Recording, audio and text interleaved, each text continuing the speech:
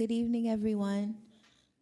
Um, We will review our legislative agenda during our legislative caucus, and then we will call our legislative session to order immediately following. So I will call the meeting to order. Mr. Truesdale will lead our roll call. The invocation this evening will be led by Councilman Rodriguez, followed by the Pledge of Allegiance, which will be led by Councilwoman Daniels. For communications this evening, we have a presentation from our research analyst, Mr. Cedric Humphrey, and he will be sharing on our year in review. We will then open the floor for courtesy of the floor. Next, we have approval of minutes for the legislative session that occurred on December 9th, 2024. We do not have any reports of committees or ordinances for first reading. We have two bills for amendment, Bill 7 of 2024 and Bill 8 of 2024. We have two bills for final passage, Bill 7 of 2024 and Bill 8 of 2024, both which we will vote upon. We do not have any resolutions for discussion this evening. Is there any old business for discussion, council members? Okay, seeing and hearing none. Any new business? It's not exactly new business, but just if we could add in a section under the communications for the finance department to give just a little summary from our budget process and our budget hearings. And then also I'd like to read the letter from the ICA regarding the budget. Yes, thank you for acknowledging that. I figured you would, but thank you. Yes. Okay, everybody ready to get started? So the time is 6:11 p.m. I would like to call our legislative session to order. Mr. Truesdale, could you please call the roll? Ms. Daniels? Here. Ms. Davis? Present. Ms. Green? Present. Mr. Jones? Here. Ms. Rawls? Present. Mr. Rodriguez? Present. Ms. Bowers? Present. Thank you. The invocation will be led by Councilman Rodriguez. Thank you, Madam President. As we embark into our holiday season, I just wanted to find, peace and tranquility for the city of Harrisburg, but the country as a whole. There's a lot of turmoil going on and, a lot of discrepancies, whether there be race, religion, creed. It really doesn't matter where you're from. I'd say just go into the holiday season with peace and love in your heart. An extra shout out and love from council goes to the Boulware family, the Hughes family, and any family within the city that has lost and currently are hurting through the holiday season. Just know we're with you, and your pain is ours. So have a Merry Christmas, a happy holiday, and a very, very prosperous New Year from Harrisburg City Council to you all. Thank you. Thank you, Councilman Rodriguez. The Pledge of Allegiance will be led by Councilwoman Daniels.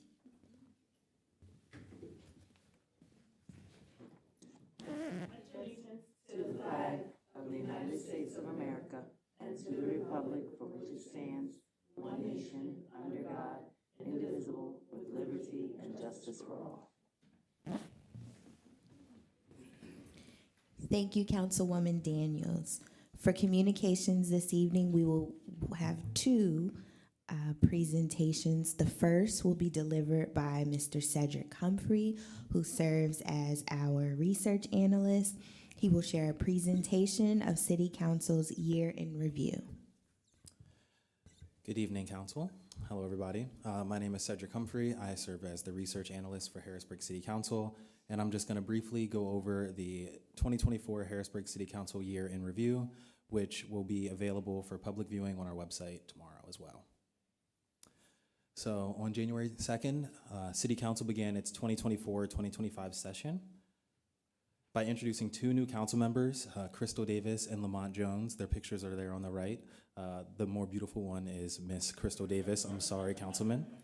And then during the reorganization, Council elected its leadership for the term as President Bowers, the chair of the Administration Committee, Vice President Green, the chair of the Budget and Finance Committee, Councilwoman Daniels, the chair of the Community Economic and Development Committee, Councilwoman Davis, the chair of the Building and Housing Committee, Councilwoman Rawls, the chairs of the Parks and Recreation and Enrichment Committee, Councilman Rodriguez, the Public Works Chair, and Councilman Jones, the chair of the Public Safety Committee.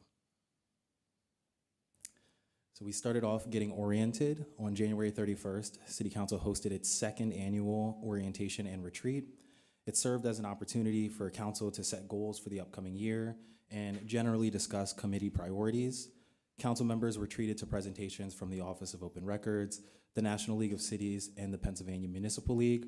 And the keynote was presented by Ms. Tiff Lowe, who is the GVI project manager for the City of York, accompanied with the Police Chief of York and her staff as well. So as we were getting into the groove, some of the legislative highlights early in the year included resolutions 14 and 15, which authorized the MLB mandated renovation of FMB Field on City Island. And Council also hosted a policy work session regarding ghost guns alongside Brandon Flood, formerly of Ceasefire PA. This discussion led to the passage of Bill 6 of 2024. And as for springtime engagement, Harrisburg City Council reinstated Hotspot Saturdays for its third year by passing Resolution 8 of 2024. Hotspot Saturdays is an initiative spearheaded by Councilman Rodriguez that to date has helped remove more than 150 tons of illegal waste. Council members also participated in the Parent Task Force in partnership with the administration and the Harrisburg School District. And we spent time this year highlighting our community. We recognized several important members of our community over the course of the year. It's always important to shine a spotlight on the people and the organizations that make our city great. So some of the highlights include honoring Corey Dupree, the co-founder of Layers of Black History, Brad Jones, the CEO of Harristown Corporation. We also honored the Harrisburg Area Community College with its 60th anniversary, and then downtown Harrisburg's own Whitaker Center for their 25th anniversary. And then we also highlighted generations of achievement. We celebrated local athletic achievements all year, from celebrating the championship-winning Driven from Within AAU, 12U, and 10U basketball teams, to congratulating our very own Jakari Lomax, who participated in the 2024 U.S. Track and Field Olympic Trials. All of this culminating by honoring Coach Des Mingus, the man responsible for bringing sports into the lives of countless young people in the city. When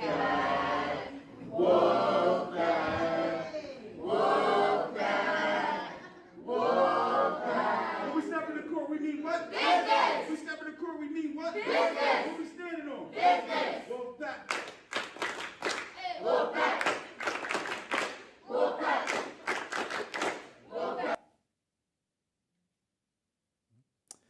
And then on August 10th, Council sponsored the first annual Des Mingus Classic at Reservoir Park. The on-court mural of Coach Mingus was repainted, and the road leading to the courts was dedicated for Coach Des. It now reads, and forever will read, Destry E. Mingus Way, in honor of the man who has inspired and supported so many Harrisburg residents throughout his life. 3, 2, 1.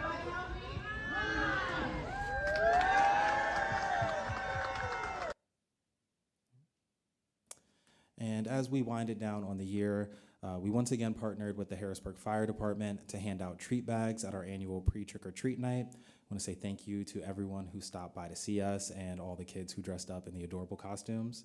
And Council also participated in the annual holiday parade downtown. And so just a little recap of the legislative highlights of this year. The Harrisburg City Council considered 86 resolutions and 9 bills, including the 2025 proposed budget, which will be discussed later on tonight. There were 8 land development plans approved by Council over the course of the year. I sat back, did the math, and Council heard over 3 hours of public comment during the meetings this year, which is honestly rather impressive. And then also held 2 policy work sessions focused on ghost guns and home ownership. And then once again, Harrisburg City Council is nothing without the community that it serves. In 2025, we want to hear more from its citizens and also get a little bit more participation. If you'd like to join the council for a meeting, there's work sessions every first and third Tuesdays at 5:30 p.m. legislative sessions every second and fourth Tuesdays at 6 p.m. And then you can also follow and interact with us on all of our socials, which are listed below. And then once again, this presentation will be available on our website tomorrow morning for the public's viewing. So you can always go there and check back on what we've done this year.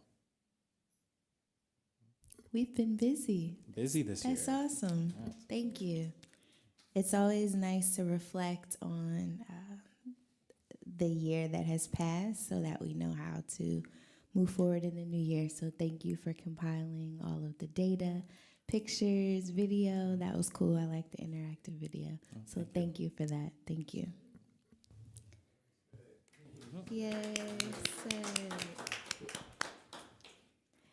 Our second presentation this evening will be delivered by the Finance Department related to the 2025 proposed budget.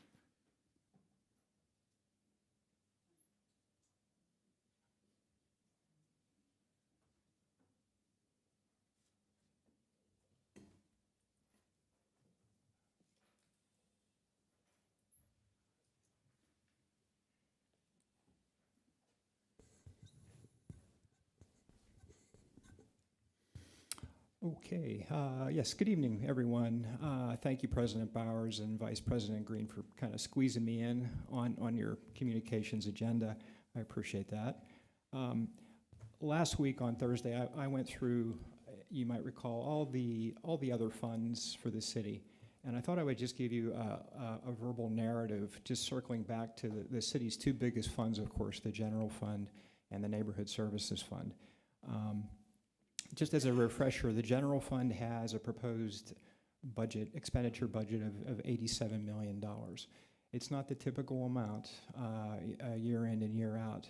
And the revenue sources that support that, again, revenue is also $87 million. And if you recognize the $6 million on the RACP grant for the stadium project, $4.5 million in anticipated insurance proceeds relative to Broad Street Market, and $3.5 million in accumulated interest income to help support our expenditures.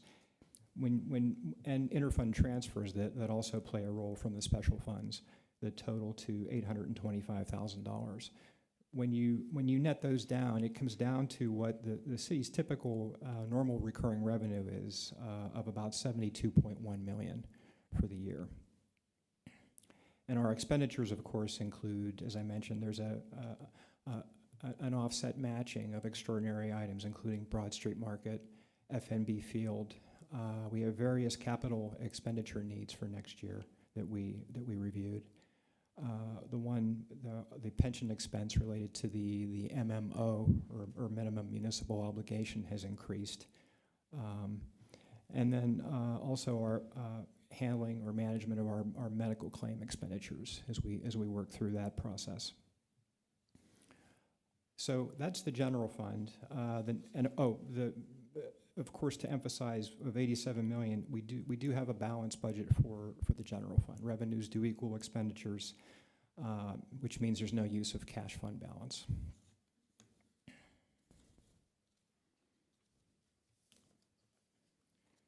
For the Neighborhood Services Fund, similar items to note there. We do have a balanced budget, no use of cash fund balance for next year. Our total expenditure budget is $21.8 million, which includes the main part of neighborhood services is the public works, city services, sanitation piece, and also the parks maintenance component. We also include, and we have separate specific budgets for the 3 boroughs that the city provides the trash services, namely Steelton, Pembroke, and Paxtang. And then also to note, the revenue includes the $2 million that was an initiative coming out of the American Rescue Plan Act grant award.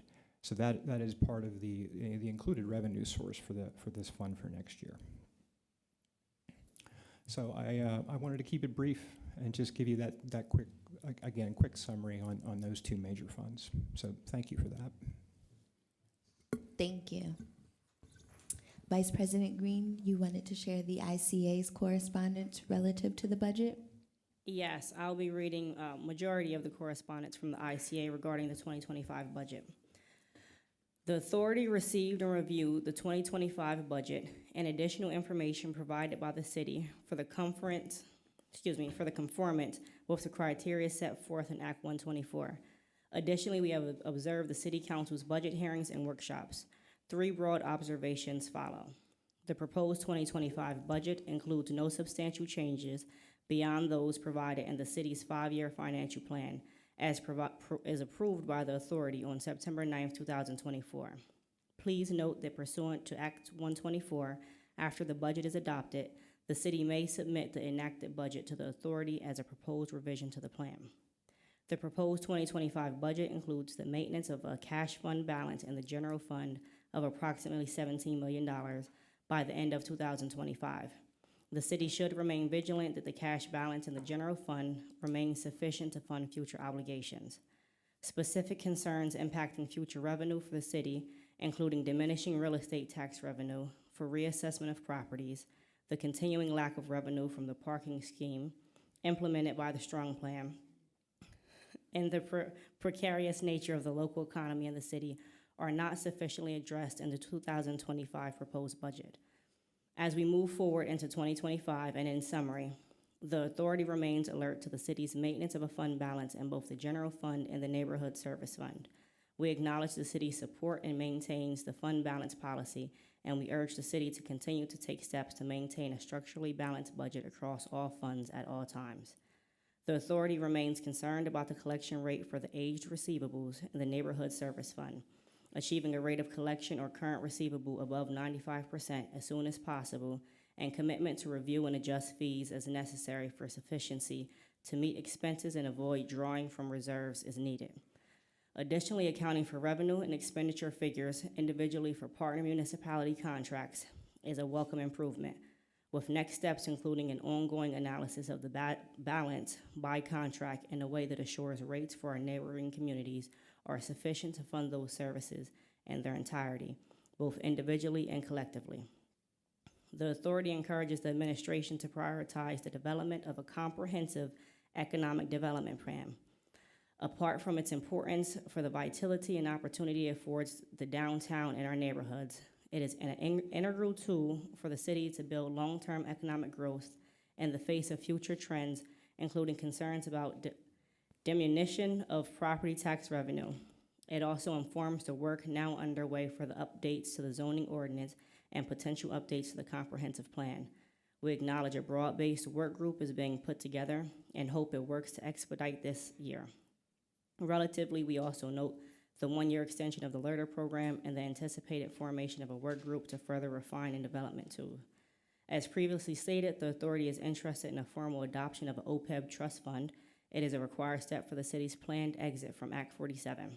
We believe it important in its own right, as well as necessary to satisfy the parallel requirements of Act 124 and the Strong Plan.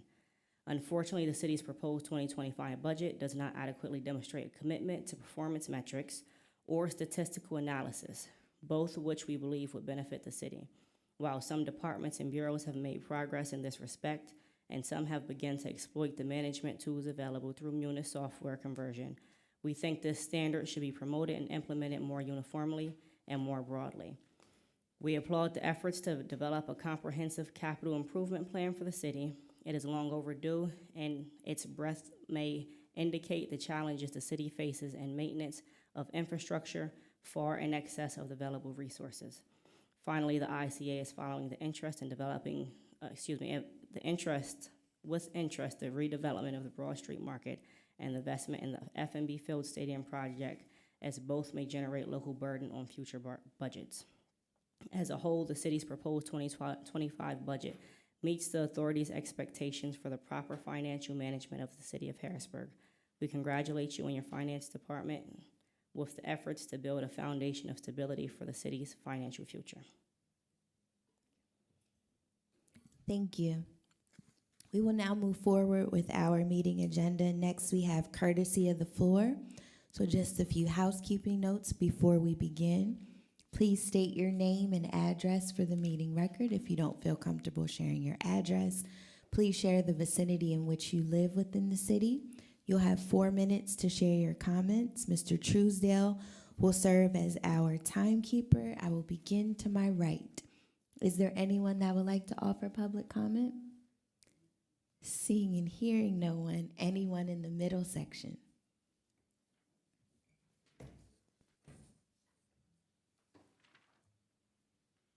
Les Ford, 2033 Bellevue Road, Harrisburg. I work at 1824 North 4th Street at the Heinz Medical Senior Center. We had a brief interaction at the last meeting at which I tried to lay out some of the parameters and issues as we go forward. I want to be very clear. The Heinz Center has been a boon to this community for over 60 years. It will continue to do so if it receives a sufficient level of support from this city, not just the state, not just the county, but also the city. I attempted to delve into details at the last session. I am adamant about that. I'm passionate about that because this is an emergent problem from our point of view. I did not have quite enough time to finish that, but I invite you to look at Fox 43. They were at the center today. We had a press conference. I think that Fox 43 did a pretty good job of covering the salient points of that interaction. We had a room full of seniors who were obviously very interested in what was going on. We are at a crisis. I want to make that very clear. If we weather this storm, it will be to the credit of everyone in this municipality, in this area. If we do not weather this storm, then it will be as a result of the actions taken or not taken by various entities within this municipality. So once again, we are essentially accumulating more and more debt each and every day. If we get to January, it will be highly unlikely that we will be able to extend our line of credit in order to continue to provide services. So I want everyone on City Council and everyone in the city to be very aware of the crisis nature of the situation, and that is what drives my passion. Thank you. Thank you. Is there anyone else in the middle section that would like to offer public comment? Seeing and hearing no one, anyone to my left?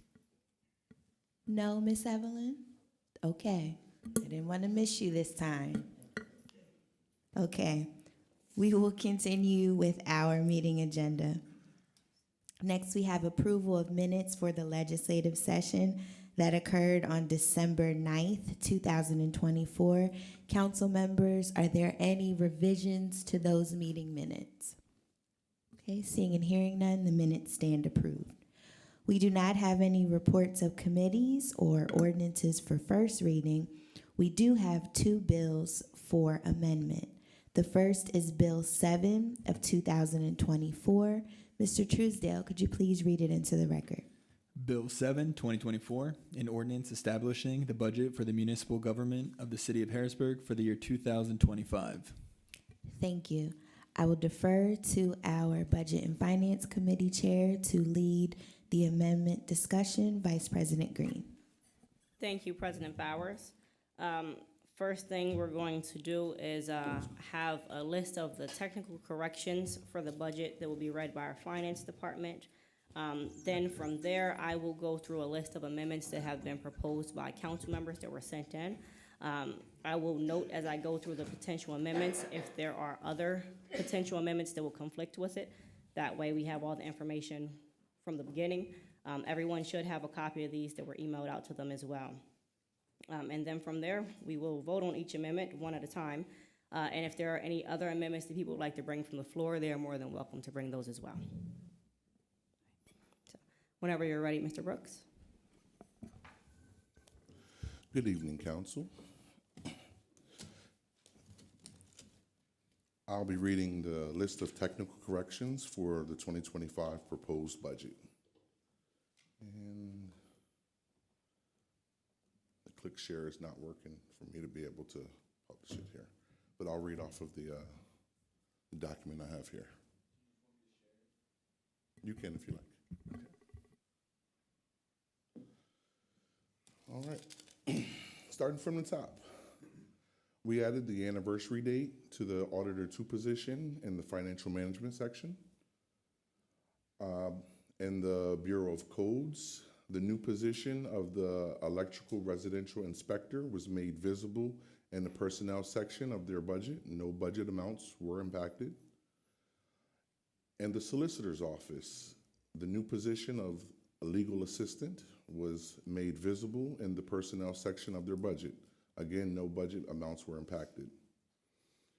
In Neighborhood Services Fund, City Services, the new position of Demolition Specialist was made visible in the Personnel section of the budget. Again, no budget amounts were impacted.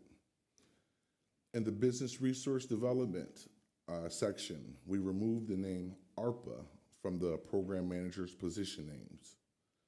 There's two of them, and ARPA was on both of their names, so we removed them from both. We removed the fund revenue summary and capital projects on page 225. On page 22 of the fund summary, we updated the capital project fund revenue and expenditure amounts to be accurate with the capital project fund section of the book on page 224. Also on page 224, in the Capital Projects Fund, the column headers were changed to accurately represent the information displayed below the headers. Due to a typo in the request process, line item 10660000 424060, other rental, only $50 was mistakenly budgeted. However, $50,000 is the intended request. That we are going to wait for an amendment from council to move forward. That was not updated within the numbers of our thing. In the license and tax enforcement section of the budget on page 113 of the overtime amount of $3,000 did not show in the position control. That did not impact any budget amounts. On page 141 in the police personnel, within the police department section, the year above the salary rows did not show. We wanted to add that to make it very clear. We are adding the revenue section to the Neighborhood Services Fund to show the revenue breakdown for that Neighborhood Services Department. The personnel section is being made visible for the Parks, Recreation, and Enrichment section. The position control for Parks, Recreation, and Enrichment is being updated to reflect the accurate 24 and 25 personnel figures. And due to a typo in the 2024 salary amounts for the Park and Recreation Manager, $66,251 was entered when it should have been $69,251. This will change the personnel and position control totals as well as the overall budget for Parks, Recreation, and Enrichment. And the last is the position control was made visible for the police section. This will conclude all of the technical corrections for the proposed 2025 budget. Thank you very much. Any questions? Yeah, there was one in the budget that we talked about too that read like it was 17 cents. I can forget what line item it was. Remember, I had pointed that out to you. It read as $17. I think it was 866,000, and I gotta go back. Yes, I remember. You remember? I can't. Councilman Jones, I remember. I pointed it out also. Initially, it was 8, comma, and it was just a misprint. I think that was in the actual PowerPoint? presentation, though, not the Yes. budget. Not in the budget. Right. Okay. It was like in their presentation. In the budget book, it wasn't there. All right. Any And I other- think it was another one too. It was the 33,000 that was shown. Again, that was in your presentation, just making sure that's not in the book. You had the, you budgeted for 9,000. It said you spent 33,000, and then you were asking for another 9,000, but I think it was supposed to read 3,000. I think that's the That Parks was, and Rec yes, budget. it was. It was. You Parks and corrected Rec. it. All right, just making sure. Thank you. Any other questions or comments? Seeing none, thank you very much for those technical corrections. Do we need to vote on those, or because they're technical, we don't have to vote on them, correct? It's a mixed bag, actually. Most of them, because the motion will include authorizing the technical corrections discussed in the course of budget hearings, they can just be made by the administration if council so votes. There is one in particular, which is the $3,000 error in Parks and Rec, because it was also discussed doing an amendment for Parks and Rec for the summer temp program, and those two ought to be woven together in an amendment that to make up that difference. And so I've been really clear, the 50 to 50,000 is a judgment call on how to approach it. The intention was $50,000, and that's typo for 50. If the council makes a motion to increase it to $50,000, you trigger the 10-day advertising requirement, which means you come back on December 30th or December 31st for another vote on the budget. So not doing that is by making it a technical amendment seems the more prudent course because it was the intention of the administration to make the number $50,000. Okay. I agree with that being a technical correction, unless any of my council members see fit to make a motion. I'll leave it up to council for that, so I will ask that that's made as a technical correction unless anyone has an objection. Seeing none. We will now move on to the list of proposed amendments for the 2025 budget. I will read over each proposed amendment. We will have a chance to discuss, and then we will vote on each amendment individually. So proposed amendment number 1. I make a motion to amend the 2025 proposed budget for the office of the mayor by eliminating the annual increases in the proposed 2025 budget under salaries and wages for the following positions: Director of Equity and Compliance, Special Assistant for Director of Equity and Compliance, Special Assistant for Community Affairs, Special Assistant to the Mayor, and Confidential Secretary. I would need a second. I second the motion. It's been moved in second. Is there anyone who'd like to provide any discussion? I'll note. I proposed this amendment because I did request job descriptions for all of these employees in the mayor's office. I was informed by the mayor that she shared these job descriptions last year, so I wanted to determine if anything had changed in these roles. So that's why I offered the amendment. Thank you. Any other discussion? Seeing none, Mr. Truesdale, would you call the vote? Unless there is any other discussion or comments. I don't think there is, but there's no.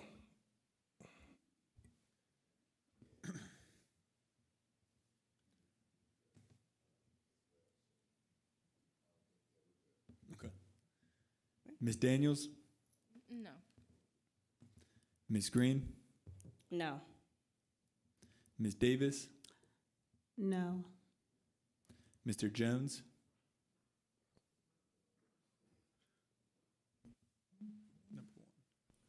One.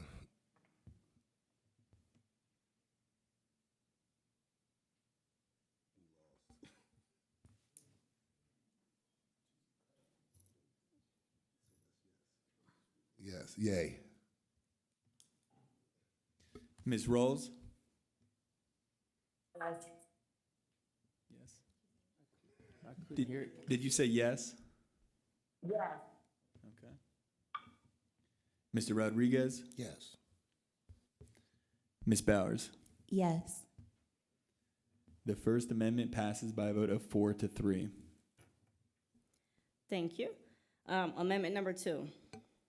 I make a motion to amend the 2025 proposed budget for the Office of City Treasurer by eliminating the annual increase in the proposed 2025 budget under salaries and wages for the position of deputy treasurer. So moved. That's the second. Any discussion? Anybody want to comment or make any discussion or have any discussion, excuse me? Yes, I propose this amendment as well.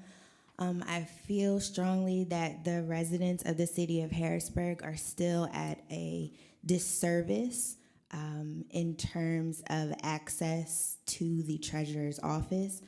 I did some research between our last budget hearing and this meeting tonight. I wanted to know if other third-class cities' treasurer's office had limited hours as well. So what I learned was some cities operate their treasurer's office while others are operated by the county in which the city is under. So I'll just share a few. The City of York, the treasurer's office is open to the public from 9 a.m. to 4 p.m. Mondays through Fridays, except holidays. The City of Lancaster, the Bureau of Treasury is open from 8:30 a.m. to 5 p.m. Mondays through Fridays. The City of Allentown, the Bureau of Treasury and Accounting is open from 8 a.m. to 4:30 p.m. Mondays through Fridays. The City of Easton, the Finance Department is open from 8:30 a.m. to 4:30 p.m. Mondays through Fridays. The City of Erie, the Treasurer's Office is open from 8:30 a.m. to 4:30 p.m. Mondays through Fridays. The City of Williamsport, the Treasurer's Office is open from 8:30 a.m. to 4 p.m. Mondays through Fridays. So these are just a few that I found in my research, and I feel that with an office still operating under limited hours until 2:30, as you see, other cities have clear hours where residents and other members of the public are able to access them. So that's why I offered this amendment. I don't think it's fair that if someone arrives here at 2:30, they have to knock on a door. If people are still here, they come open the door and then they gain assistance. That's not right. So that's why I offered this amendment. Thank you very much. I would agree with this amendment just because it seems like this has been a repetitive conversation that we've had. I do believe it was about a year ago that there was the conversation of adding another position to ensure that they would be able to open full-time. I believe we added that position and still the hours didn't change. And it kind of seems like the conversation always circles back to, if you give me what I want, we'll open up full-time. And I just don't take kindly to that. I don't think the residents of the city should be held hostage to people's demands in order to open an office that is supposed to be open. That's the job of the Treasury Department, is they make it clear to collect all funds for the city. And it's hard to collect those funds if you're not open. So I would definitely agree with this because I think it's unnecessary for them not to be open. And we very much have the capabilities to be open. It doesn't seem like there's anything being done to try to make for sure that the residents of the city can be served even when those doors are closed. And we've also heard from other departments who shared how the impact of them not being open affects their office as well. And I've heard from several residents throughout the year who have come down and haven't been able to pay parking tickets or different things because the Treasury's office isn't open, and they're the ones to suffer from it. So I would agree with this, and I thank you for offering this amendment. Any other discussion? Yeah. So for me, I agree with both Vice President and President. I also feel that that there was a memo sent out, and we may not agree with the language, but I think we can get those extended hours to 4. So, I don't know if it's going to be that exact amount, but I would be in favor of giving her a raise for those extended hours. That's just where I am with it. From how it's being explained to me, and someone can correct me if I'm wrong, is that that position is getting paid by the tickets that are coming in, right? Or service, I think they get paid like $10 off of that, the actual worker. if I'm being. I don't think that's true, no. And they Oh, man. also, Gaming you. from the conversation that we had with the Treasury Department, in the memo. that position is not even allowed to work the front counter because the front counter is only a Touching union the money, position. right. So this position has nothing to do with the hours that the office should be open, to a certain extent. They run the office on a day-to-day basis, but as far as like them needing to be available to work the front counter, that's not true. They have the staff to be able to do that. Okay, so So a teller and an auditor both must be present in order for money to be collected. So there are two different positions that must be there, which is not the deputy or the other right. managers. So now, so the funding or the money that's going to be paid to said individuals doesn't come from any of that revenue that's being generated from those tickets. Is what The I'm money asking. we're all paying comes right. from that. But I'm saying right? specifically for that office because you said the deputy isn't getting that. And I get what you're saying as a whole. Yes, I understand when revenue comes in, the taxes, everything. That's how we pay all of our salaries. So I get that. Yeah. That's all I'm saying. It's not designated for any For that purpose. specific position. Right. Okay, so in this memo, again with the extended hours, so is the 88 that President Bowers, I'm asking you that you are requesting, is that's what it is now? Yes, that Okay. is their current salary. So again, if she's going to go those extra hours, again, it may not be to the extent of the increase that they're asking, but I am in favor of raising her salary to an extent. So, And that's I just wanted to add to that, to piggyback, I don't think it's even an extension of the hours. It's the general business hours that the MLK building should traditionally operate on. It's not like she's doing an extra load. It's the actual job that she signed up for. And the building should be open to 4 with the department heads here and able to help.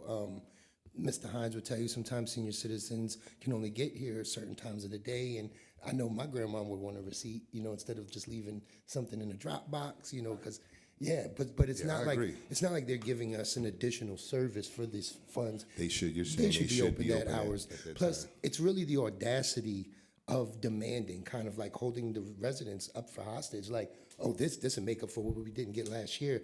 I just think that's not doing a due justice to the residents, because I don't think anyone's owed anything unless they have the performance saying so, Okay.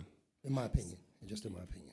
So my take, I agree generally with what everyone is saying, but I also think that we're council members, we're government, and we have to be rational. So I proposed a later amendment where we match her salary to her equivalent at the license, because she's in a weird position in that she's doing the job her boss has told her to do, right? So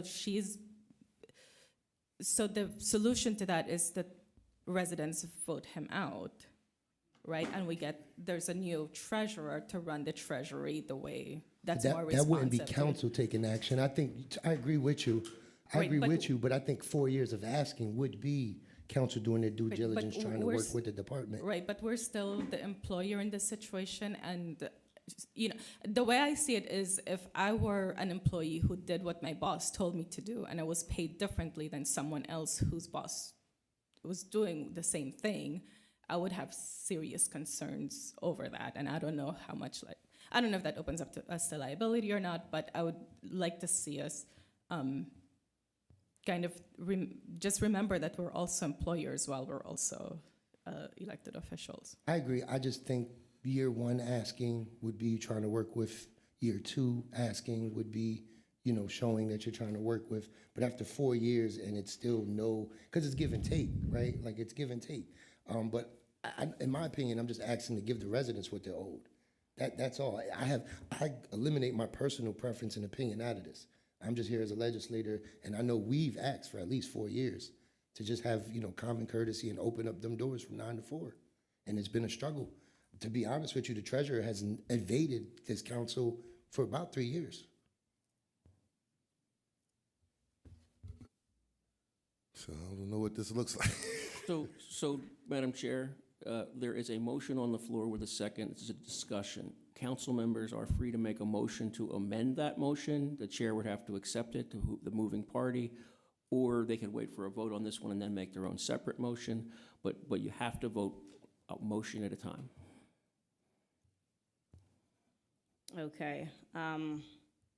So say that again. So you're saying A if member- it comes to another council member, they can make another that's too much. Yeah. You can make a motion to amend the current motion. The moving, you make the request to the person who moved the motion, which I believe is Councilwoman Green. She has to accept that. And otherwise, you can vote on the motion, and then afterwards, there can be other motions on the same topic. So I would say to Vice President Green and Council President Bowers, where my amendment at 7, I think, I'm somewhere in between there and not the proposed, I think it was 9, 10, I don't know what number it was, but it was a pretty significant hike in that. So I'm somewhere in between those two numbers, so 2 and 5. I think just kind of doing rough calculations, but Councilwoman Daniels' proposal to match it to the salary of the tax enforcement administrator will come out to about a 4% raise, and it essentially will make up for the 2% that wasn't given last year, and then a 2% this year. So I don't know if anyone would be amenable to that, or if we'd be looking at just 2%, or I'm open to suggestions from the body in general. And that would be where my numbers is. It lies within that number that I just didn't look at the total dollar amount, but that percentage seems about where I would be, in between 2 to 4%. I think the dollar is $92 and $75. Yeah, I see the dollar amount, but I'm saying when I was thinking of this, I As far as wasn't. percentage, Right, yeah. Well, it sounds like we have to vote number 2 down and move to 9. Or amend number 2. Okay. If anyone wants to propose an amendment for number 2, since I made this motion, I don't think I should make the amendment. You could also withdraw the motion. All right. You good with withdrawing it? Do I have to make a motion to withdraw? I'd like to withdraw amendment number 2. I just say that. Nobody has to agree with it. Okay. We're making it up as we go along, so it's All okay. right. So- All right, moving forward. Amendment number 3 would be to please strike I make a motion to amend the 2025 proposed budget for the Department of Building and Housing by eliminating the general funding in the proposed 2025 budget under the salaries and wages for the position of interim director for building and housing development. I need a second. I second the motion. Thank you. Any discussion? I don't know why I'm whispering. That doesn't coincide with number 1, though, right? Because I think you made a motion up there. It's No, different. it doesn't. It's different. Okay. So amendment number 1 was strictly for the mayor, I got you. staffers in the mayor's office. This one is for the interim director for building and housing development. I proposed this amendment as well for a number of reasons. I think there was still confusion around the title. Is it interim or director? We clarified that it's interim. In the city ordinance for directors and the mayor's appointment it's noted as an acting director, and that individual can only serve in the acting capacity for no more than 120 days. So I think that we've discussed the length of time that this interim director has been in service to the city, and we know that this is about 10.8% of the director's full salary, because the remainder is housed in one of the other funds. In CDBG. It's CDBG funds. So that's my rationale. I mean, we've invited her, we tried. She was the only director that did not participate with the PowerPoint presentations and making a smooth presentation that assisted with our budget hearings. We've invited her several times. We look forward to extending another invitation in the new year to discuss the ARPA funding programs that are under the purview of the Building and Housing Development Department. So I think that, and then on the business development side, to find an economic development draft plan to be inaccurate was just baffling to me too. So that's why I offered the amendment. That's all. Yeah, I think I would agree with it, not for purposes of the title, but for purposes of the substance of the work. My apologies. You know, the CDBG fund proposal was supposed to already have been ready for that. That is not ready. I also thought that knowing that the proposal was that LERTA would need to be upgraded, I would have preferred to see some substantive effort there rather than just simply renewal, knowing that it wasn't working. And similarly with the business plan, if there isn't. So I feel like there was just not much work done, and maybe it's not the intent that that work will be done by the interim. And so I think the cut is warranted given the amount of work that's been done. May I? Thank you. And I agree with Councilwoman Daniels, not for the title, but for the work that has been done. And we have to remember that Director Roberts just got here not long ago. I mean, a lot of the things that took place in terms of the economic business development that was already created or not created prior to her getting here. So, I mean, she, as she stated, has her hands full and has already made some corrections with working with HUD and trying to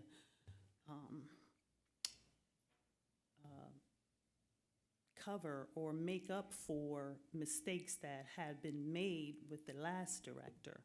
So I would be willing to negotiate the increase, not to 10.8%, but something, because remember, she is really has really been cleaning up a lot of the mess that has taken place. So We weren't aware of. I was about to say, I might We note weren't that, aware of any. although there was a little discussion during her time in front of us about some of the efforts that she had been faced with in order to clean up what was left behind. I will say that the previous director, Ms. Denise Hill, from everything I seen, did a wonderful job. Got a lot of things on track. So I'm not in the department, so I can't see exactly what it is to be seen. But I will say sometimes work speaks for itself. And I will say that the interim director did note that we got the largest allocation for the what is it, lead remediation funds.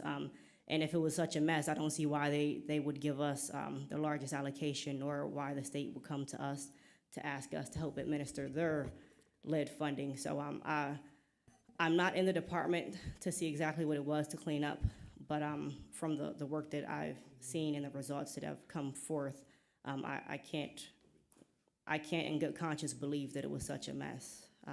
So that's just my kind of comment on that.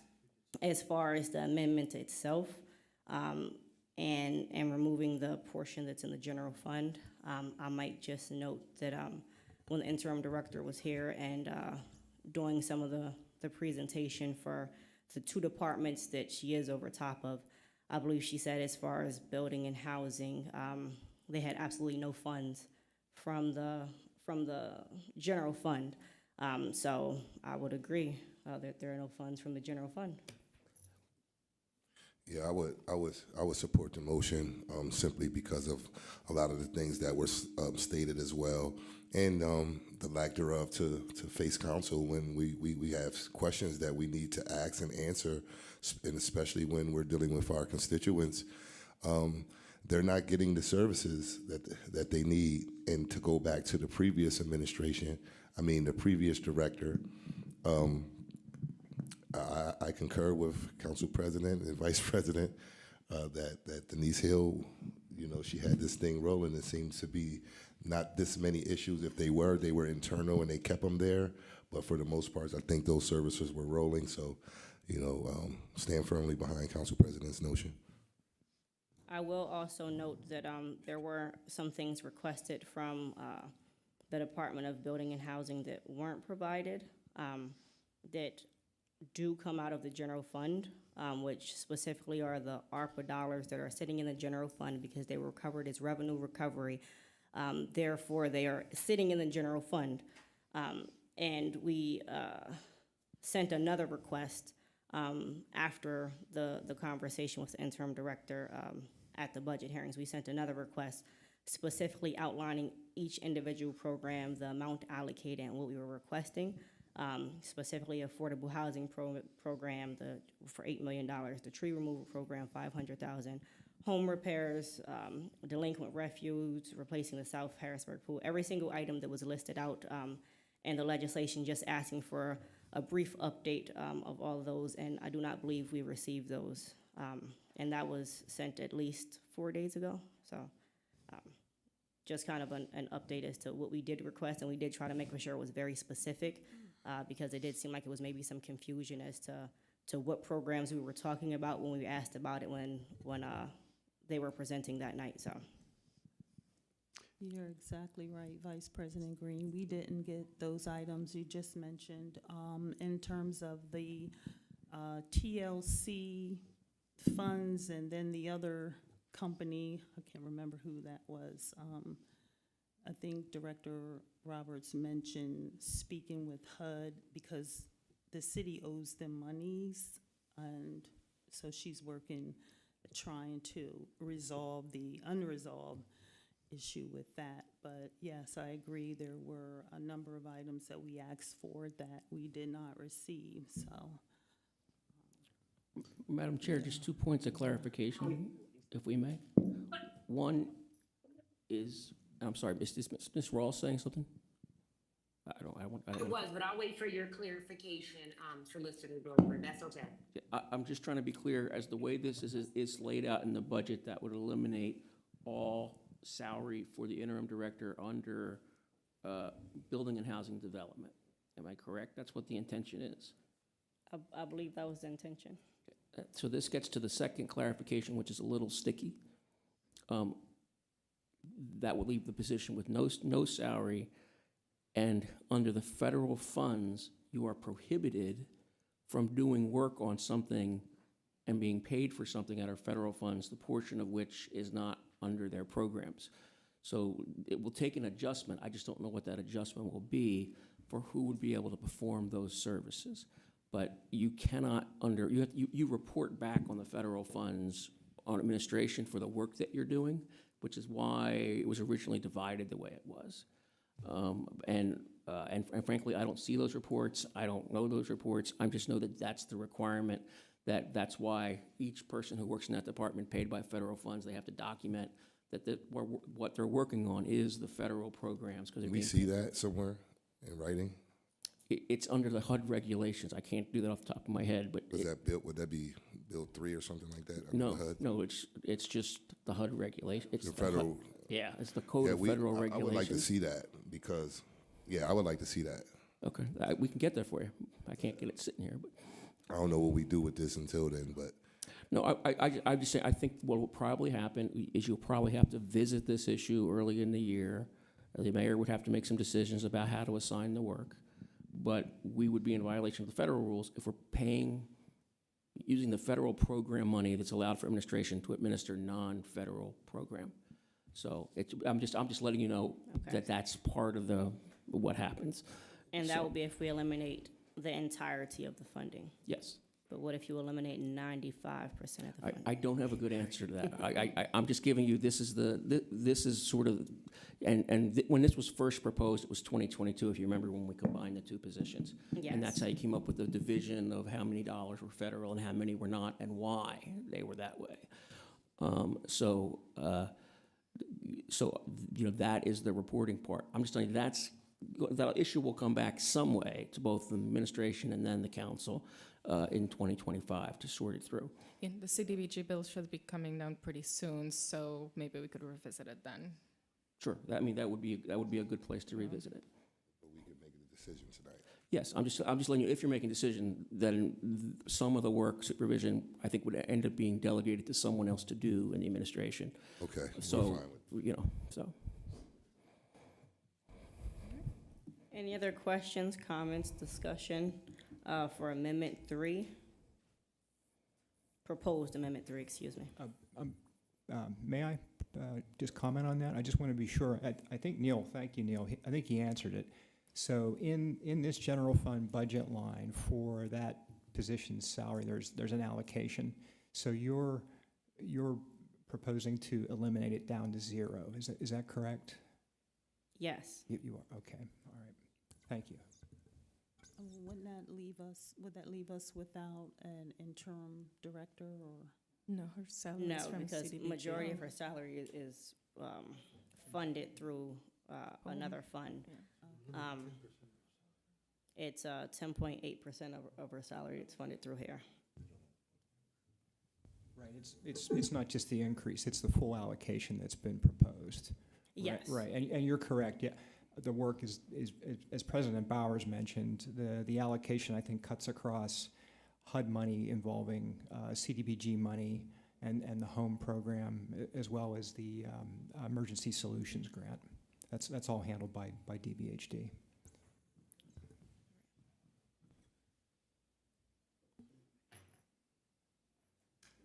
All right. Any other questions, comments, concerns? I did, but Solicitor Grover, well, good evening, everybody, residents and council members and everybody. I did have a question, but after what Solicitor Grover said, I'm kind of more concerned about how that looks, as he spoke about with the federal funds. I am in support of amendment number 3 because I know it's an interim acting position, which I see more as a consulting position and getting paid as such, not a full salary, as if it's a career, because it's just consulting to me and keeping something in order until that position is filled by a full-time employee. So that's what my concern is with giving the entire salary as if it is, Mrs. Martin Payne's career, or Robert's career. So I guess I need to see what this language says before I can kind of vote, because I'm just a bit concerned. And then I guess just kind of like a clarification question. So that 10.8%, is that what was supposed to be our community and economics director salary? That is what's supposed to be the community and economic director's salary, because building and housing is, in fact, what runs the federal programs. And then just kind of to that end, I guess circling back to 2022, when we originally had this discussion, as far as combining the two positions, I will say I believe majority of council questioned and had concerns about consolidating the position, because we didn't want a community and economic development director that was only working 10% as a community and economic development director, because we knew that was a very vital role for the city. And I feel like because of the position being combined, and majority 90% or 89.2% of the work going towards HUD and building and housing, we've kind of left ourselves with that 10% result, which is not having a community and economic development plan, which is not having that economic planning for the future of the city of Harrisburg. And I think it's time we revisit that, because I don't think that that's moving us in the direction that we need to go to create that sustainable future for the city of Harrisburg. So I would support this. Any other questions or comments? Seeing none, it's been moved, it's been seconded. And I would only say, based on Ms. Rawls' question, you might want to read the language out loud one more time. All right. So the motion reads as follows. I make a motion to amend the 2025 proposed budget for the Department of Building and Housing by eliminating the general fund funding in the proposed 2025 budget under salaries and wages for the position of interim director for building and housing development. It was technically moved by me and I believe seconded by President Bowers. Any questions or concerns before we move to a vote? Mr. Truesdale, could you call the vote? Ms. Daniels, Yes. Ms. Green. It's usually Ms. Davis, but yes. Oh, it's messed up on the. Ms. Davis, Yes. Mr. Jones, Yay. Ms. Rawls, Yes. Mr. Rodriguez, Yes. Ms. Bowers. Yes. Amendment 3 passes by a vote of 7-0. Thank you. Moving on to proposed amendment number 4. Please add the $10,000 allocation for the senior advisor and junior advisor. Oh, sorry, I'm supposed to read the red and I'm reading the black, so forgive me. I make a motion to amend the 2025 proposed budget for the city council by increasing the proposed 2025 budget under salaries and wages by the sum of $10,000 to provide for part-time advisors to assist with the youth commission. I second the motion. It's been moved in second. Would anybody like to discuss? Yes, I offered this amendment to ensure, earlier this year, we had a reallocation for those two roles. So I just wanted to ensure that the funding was available so that we could jumpstart and revive our youth commission. Thank you. Any other questions, comments, discussion? Just one technical issue, Madam No, Chair. just hope everybody supports it. Thank you. As you may remember from that gripping budget primer we prepared, an increased vote requires a 2/3 majority of the council anytime there's a vote to increase a budget line item, under section 418 of the optional third-class city charter law. Thank you. That's 5. Any other Yes. questions, comments? Seeing none, Mr. Truesdale, could you call the vote? Ms. Daniels, Yes. Ms. Davis, Yes. Ms. Green, Yes. Mr. Jones, Yay. Ms. Rawls, Yes. Mr. Rodriguez, Yes. Ms. Bowers. Yes. Amendment 4 passes by a vote of 7-0. Thank you. Moving to amendment number 5.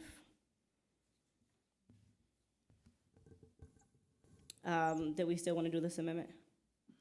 Well, I don't Since, believe, I was about to say, believe since so. the other one passed, it's pretty like Yeah. duplicative, it doesn't? All right. You don't have to do it. Yeah. Moving to amendment number 6.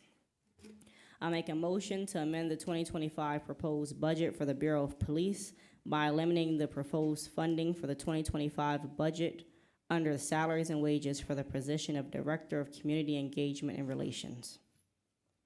Do I have a second? Second.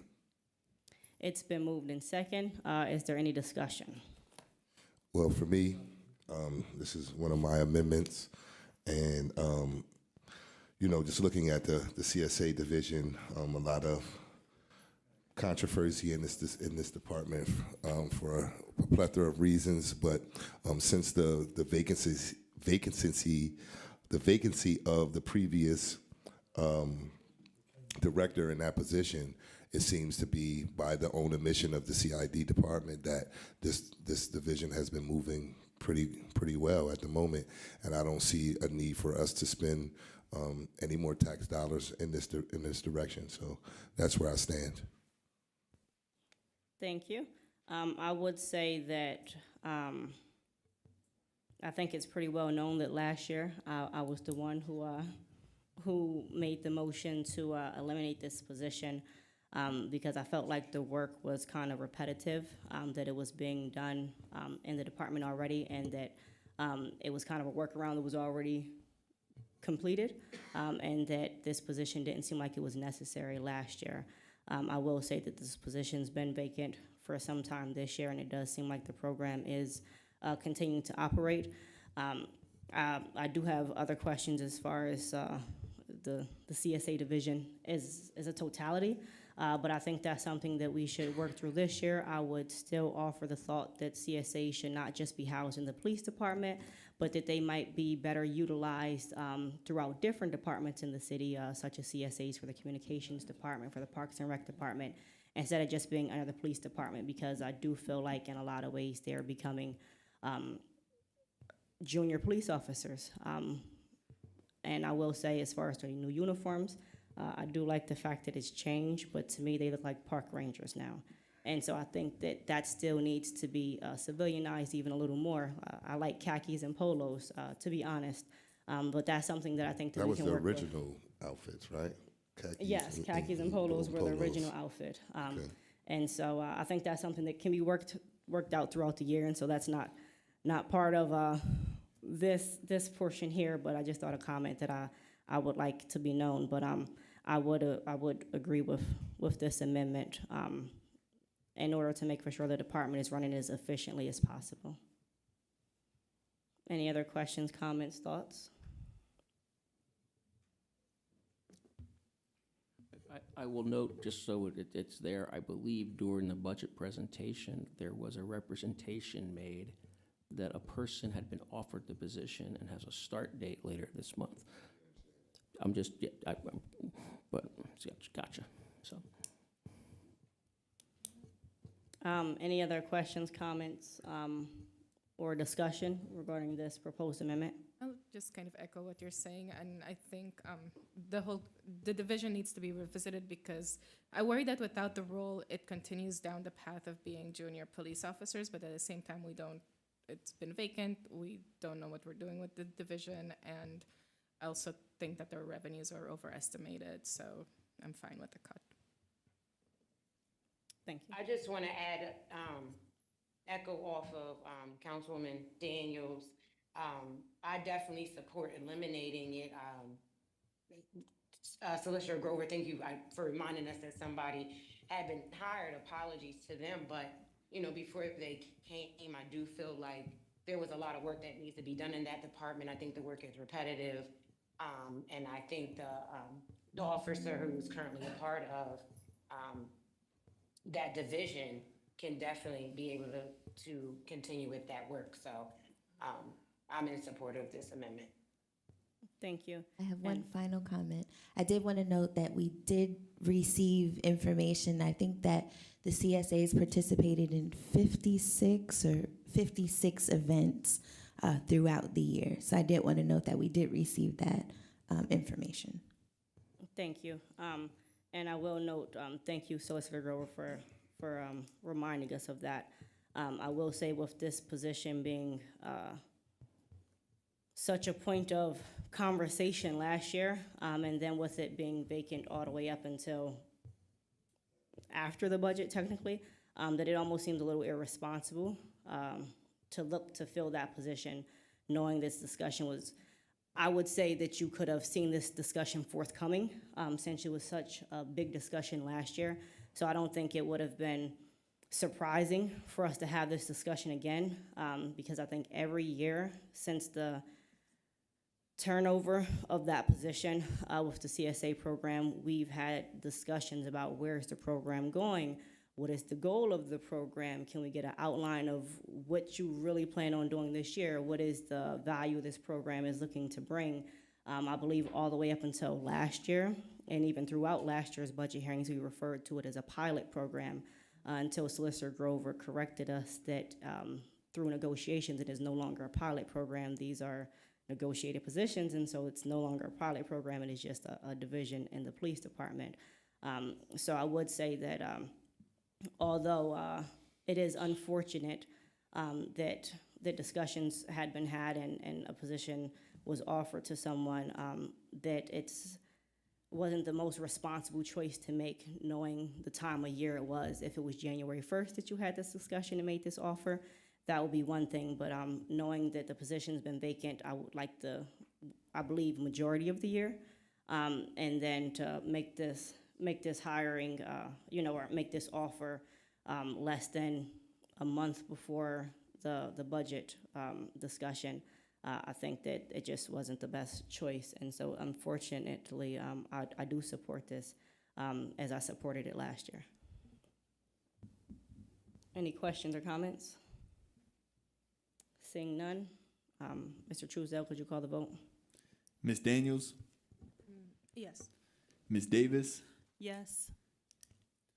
Ms. Green, Yes. Mr. Jones, Yay.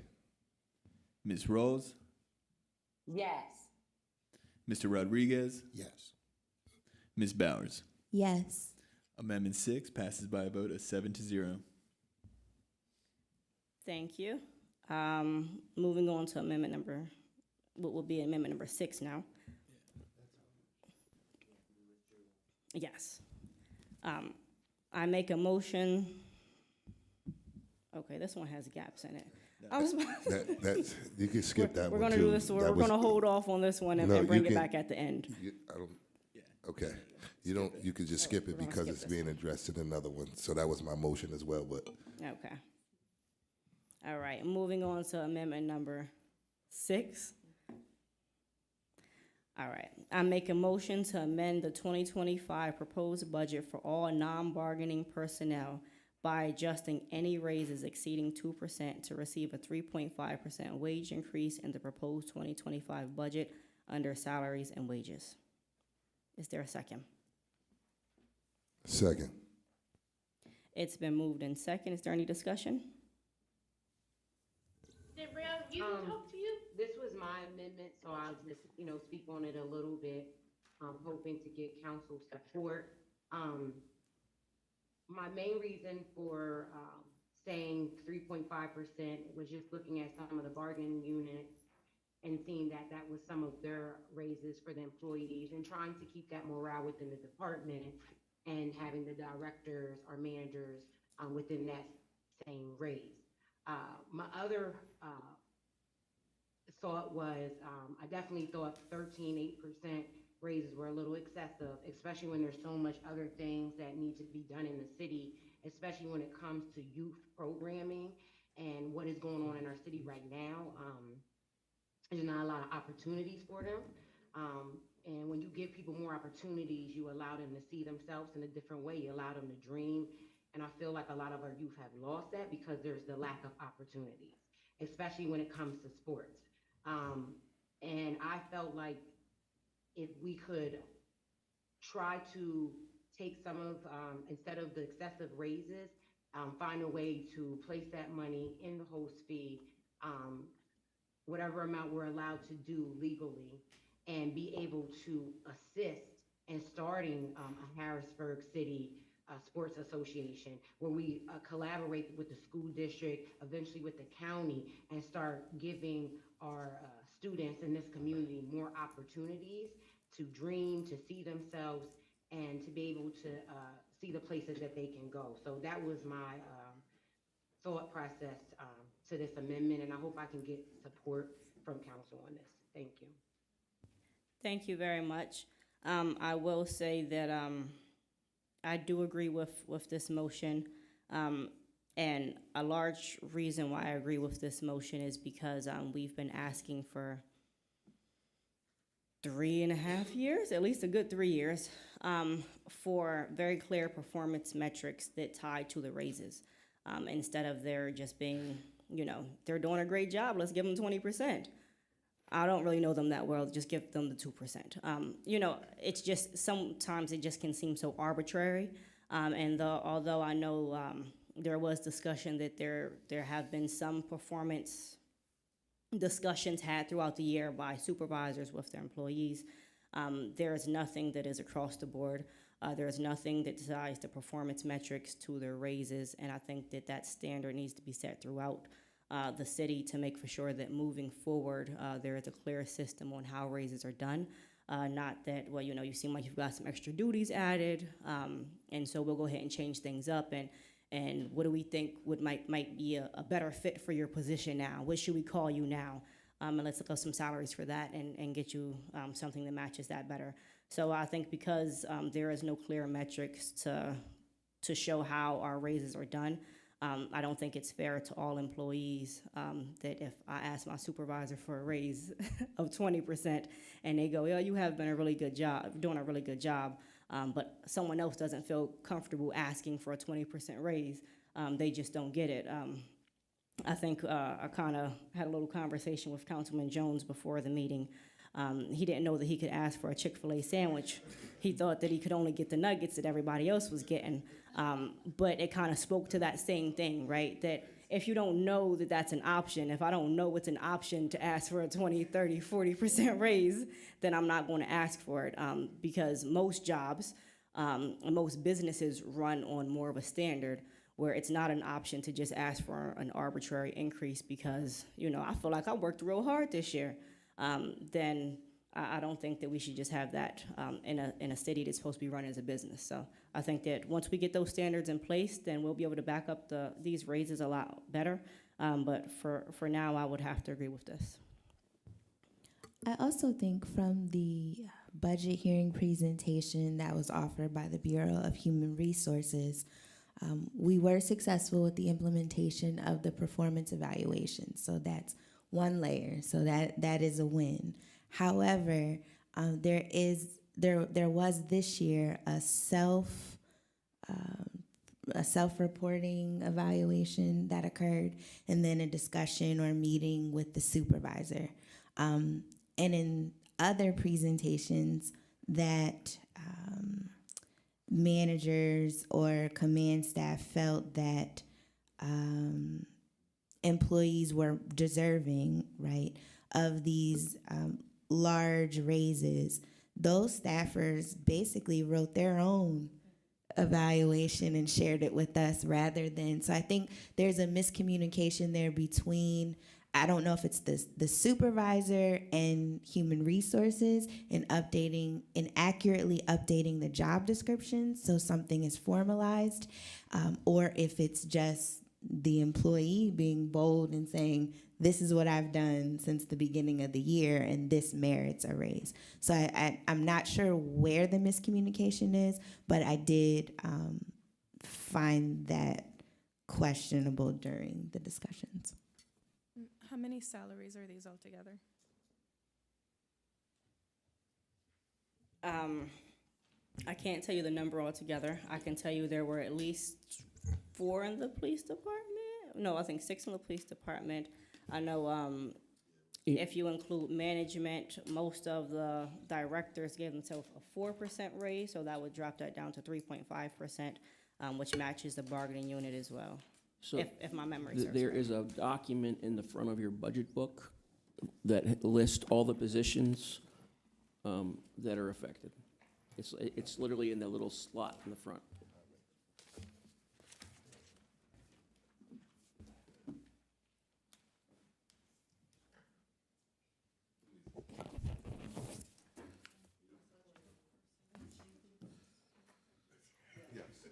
It says 2025 budget book personnel change notes.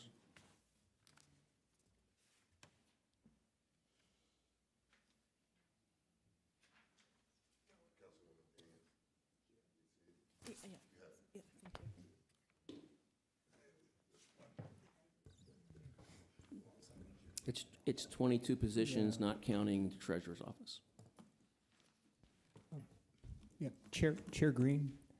Yes. May I ask just a question for clarification? Maybe I heard you wrong. When you read that, did you say non-uniform CBA from 2% to 3.5%?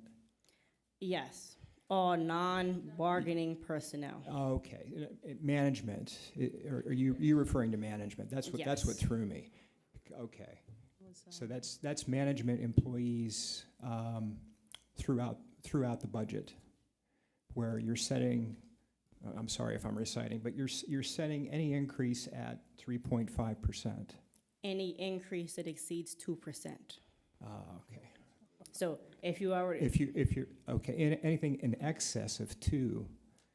But then I guess that is kind of unfair then, right? Because then if I only ask for 2%, now I don't get 3.5%, but because you ask for 10%, you get 3.5%. Does that make sense? So like, for instance, if an employee if a department, if a management personnel just stuck with the across-the-board 2% raise for themselves, they would not exceed that 2%. Therefore, they wouldn't trigger to receive a 3.5% increase compared to management personnel that asked for a 4% raise. Now they would get a 3.5% raise. So we could just make it 3.5 across the board would be my suggestion, but that does then Why not 4? require. You're gonna be here on I was about to say, December require 31st. us to have to go throughout the budget, so I'm just gonna leave this one where it is. So if, please forgive me, just to repeat again, there are certain salary dollars for these positions right now that are at 2% or higher than that. For the ones that are higher than 2%, they should go to 3.5%. Yes. Okay, Just bring them all right. all up to 3. Yeah, because I think some of them are already getting a 2% raise, correct? I think the thought is if there is anything in excess of 2%, it's beyond 3.5%. Yes, it is. So you want to pull that back to And keep staying to a, yes. nothing beyond 3.5. Yes, I believe during one of their presentations, I believe it may have been the police department's presentation, I think the discussion that they had, or the comment that they had, was that there was a 4% request because the bargaining unit members were getting a 3.5% increase. And you had so to, they had to get those though, right? Right, but what I'm saying is, Right. I believe that was the rationale for why they requested 4% for management, because the bargaining unit was getting 3.5%. So if they just got a 2% across the board, they were getting less of a raise than the management, the bargaining unit. So I believe that was their rationale on how they came up with the 4% increase request. And I think it was also that you're encouraging people to become management because you Yes. do better, although you're losing your overtime the minute you do it. So, but that I think that was part Overtime of was a little high anyway. Right, but I'm saying your right to beat overtime as a manager doesn't exist, so if an officer steps into that role, either for fire or police, they're at a fixed number. That's what happens, as opposed to the rest of them, so, Got you. right. But But you're clear. I would say your motion goes directly to this, the first 2 pages of this list, Yes. which says management positions above 2% are the ones you're talking about. Right. Yes. Right. Any other conversation, questions, discussion regarding amendment number 6?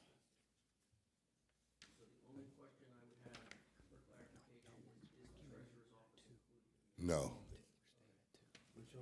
So should it note in here excluding the treasurer's office? Well, that's gonna be the next amendment, Yeah, it's gonna be, yeah. so that amendment would be amending this amendment once this passes. So do we want to note it or no?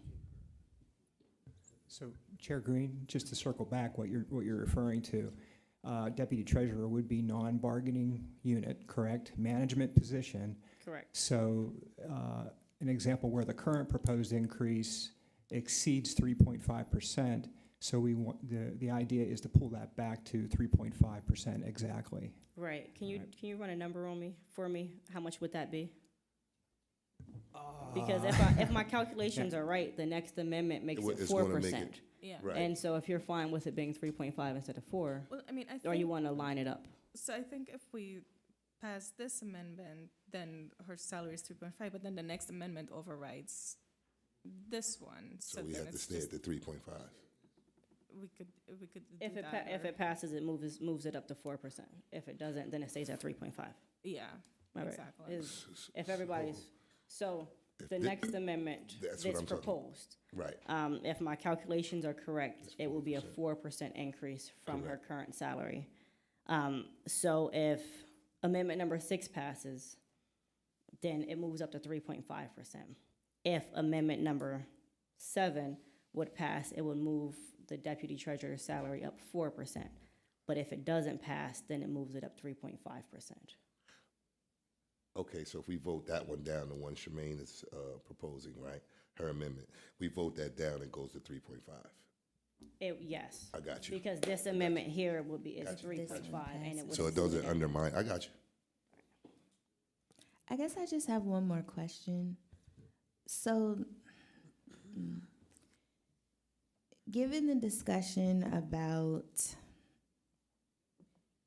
the performance evaluations and I guess the uncertainty of really what's happening in the departments or bureaus,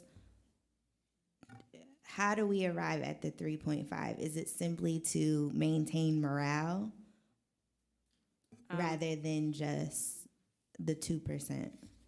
For me, my thought was, and I mean, I proposed this amendment, but I didn't come up with it. But when reading this amendment, to me, it aligned it with the raises that are required for the bargaining unit, which was 3.5%. So this matches the raises that the rest of the department will be getting. Right, and for me, I was under the same impression, but I also was looking at, and that's why I scratched that Amendment 7.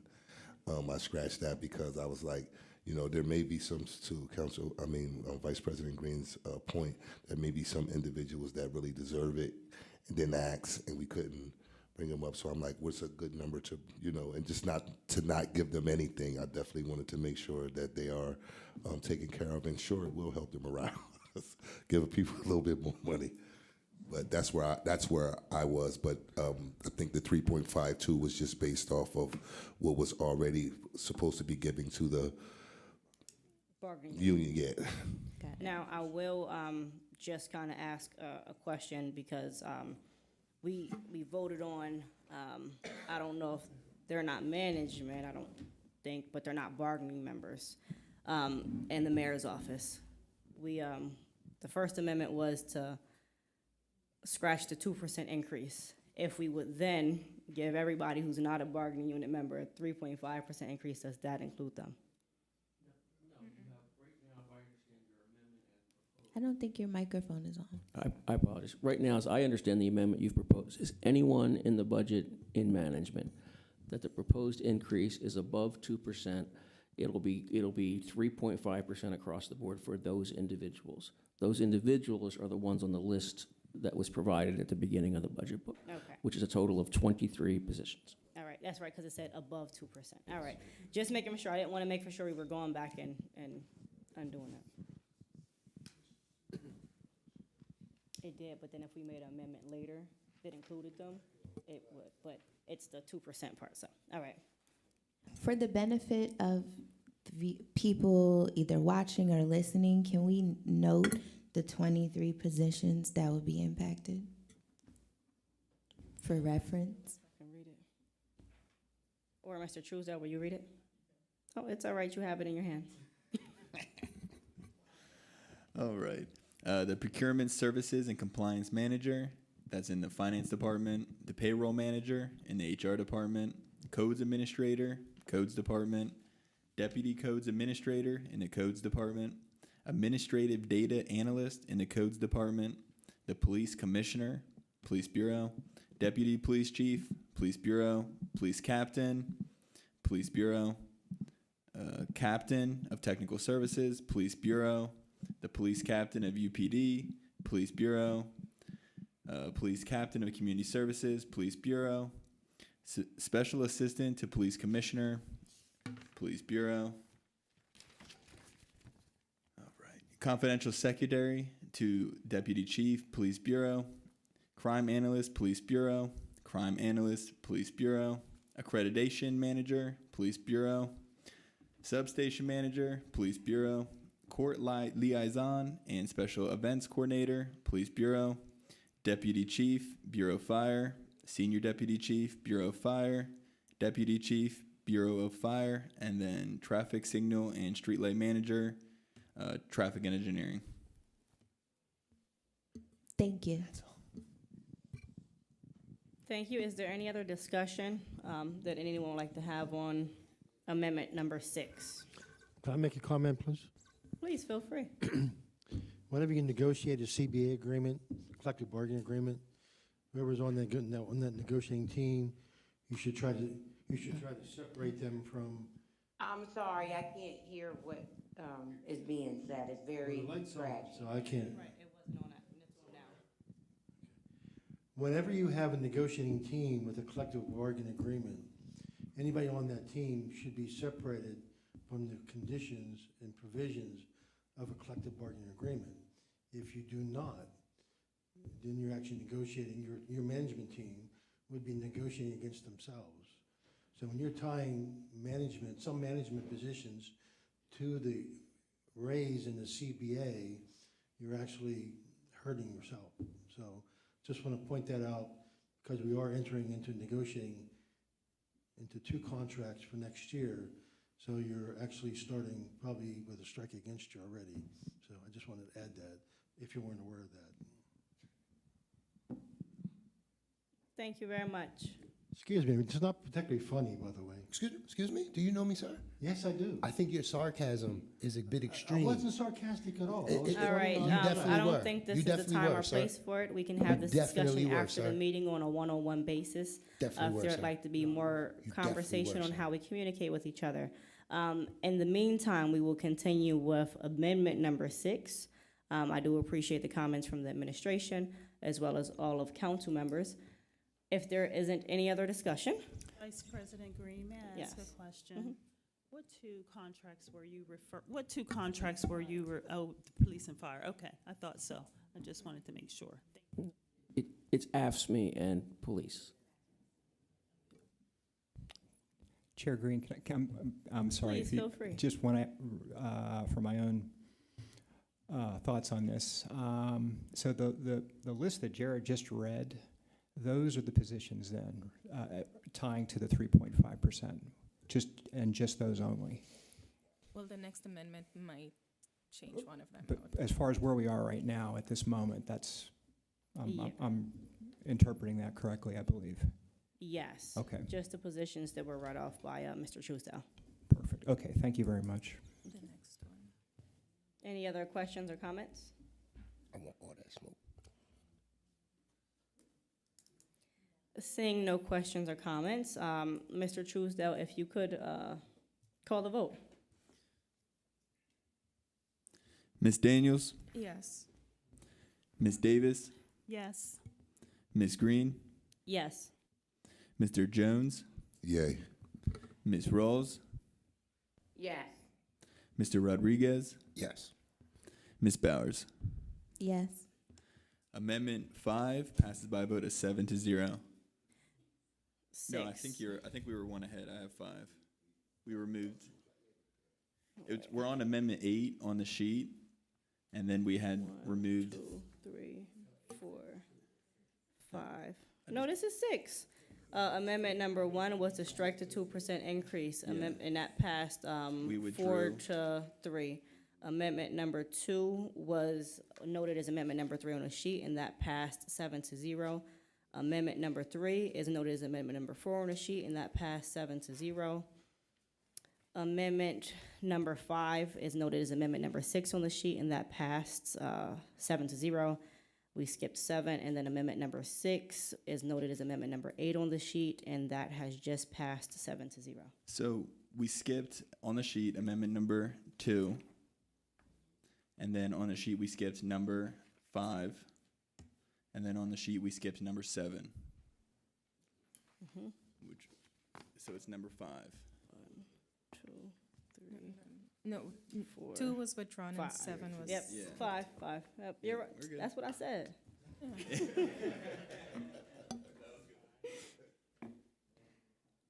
All right. Amendment number 6.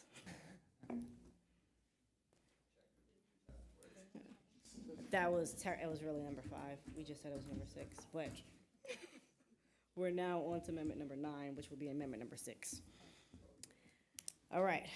I make a motion to amend the 2025 proposed budget for the Office of the City Treasurer by adjusting the proposed 2025 budget under salaries and wages for the position of Deputy Treasurer to align with the Tax Enforcement Administrator with a salary of $92,075. Is there a second? Second. It's been moved and second. Is there any discussion? I think we discussed it. I just want, 92,075, sorry. yeah, I just want everyone to know at the 3.5%, it's 91,529. So it's But Pretty much the same thing. Yeah.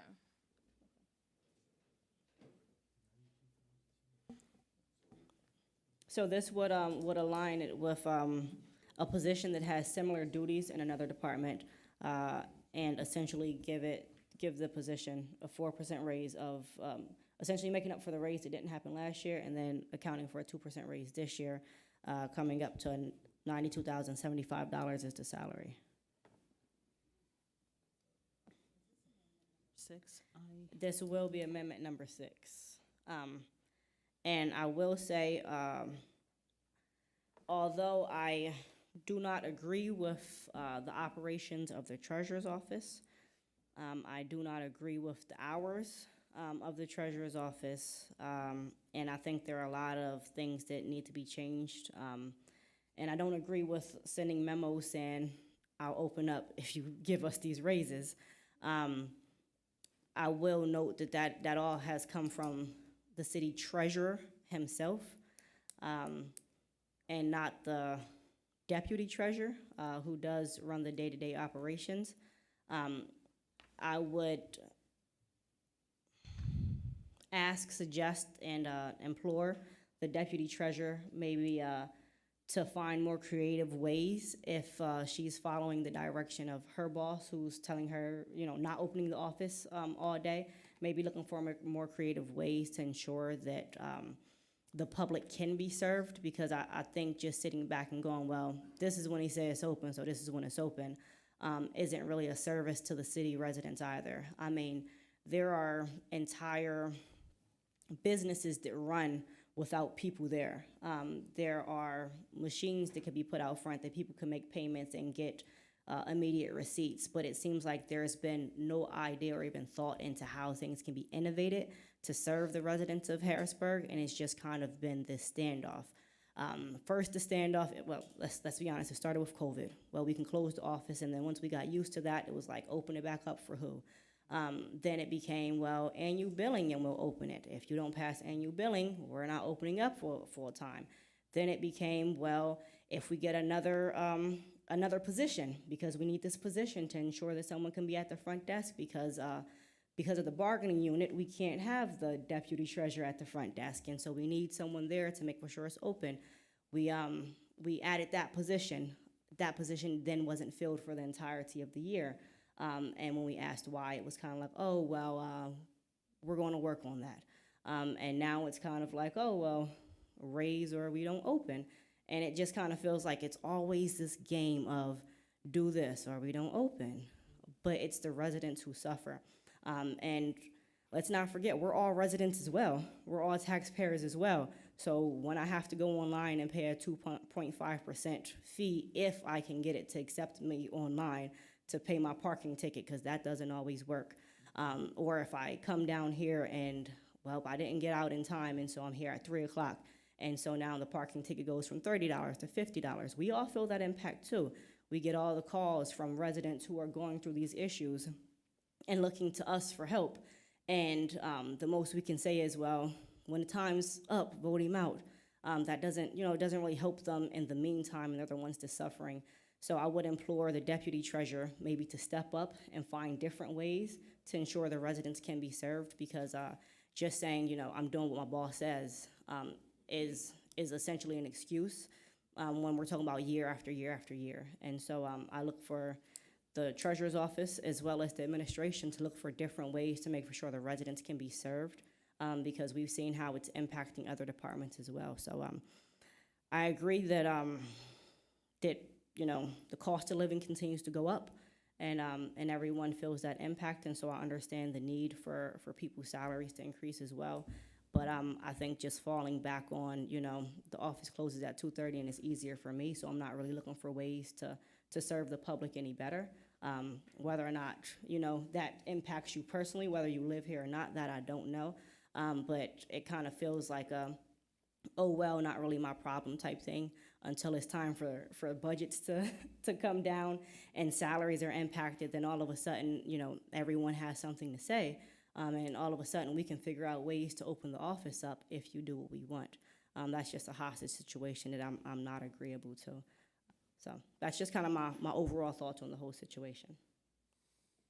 I'll be voting no. I think I shared my thoughts earlier, but I failed to mention that there is a small revenue that the city is losing that was mentioned by the Business and Tax Office due to the limited hours. So I think it's a lose-lose situation on all sides, and I think that imploring the deputy treasurer to speak up or to be forceful probably won't work. I think she's had prime opportunity to do so, and she too wrote her own job description, glowing of all the things that she's done. So I'll just be voting no, and that's that. And I don't agree with the memo that we received from the treasurer related to this salary increase and appropriation. Any other questions, comments, thoughts? Yeah, I would just say that I agree with the language in that memo. Could have been, well, it was offensive to my colleagues. However, and the residents, yeah, true, but they didn't see it.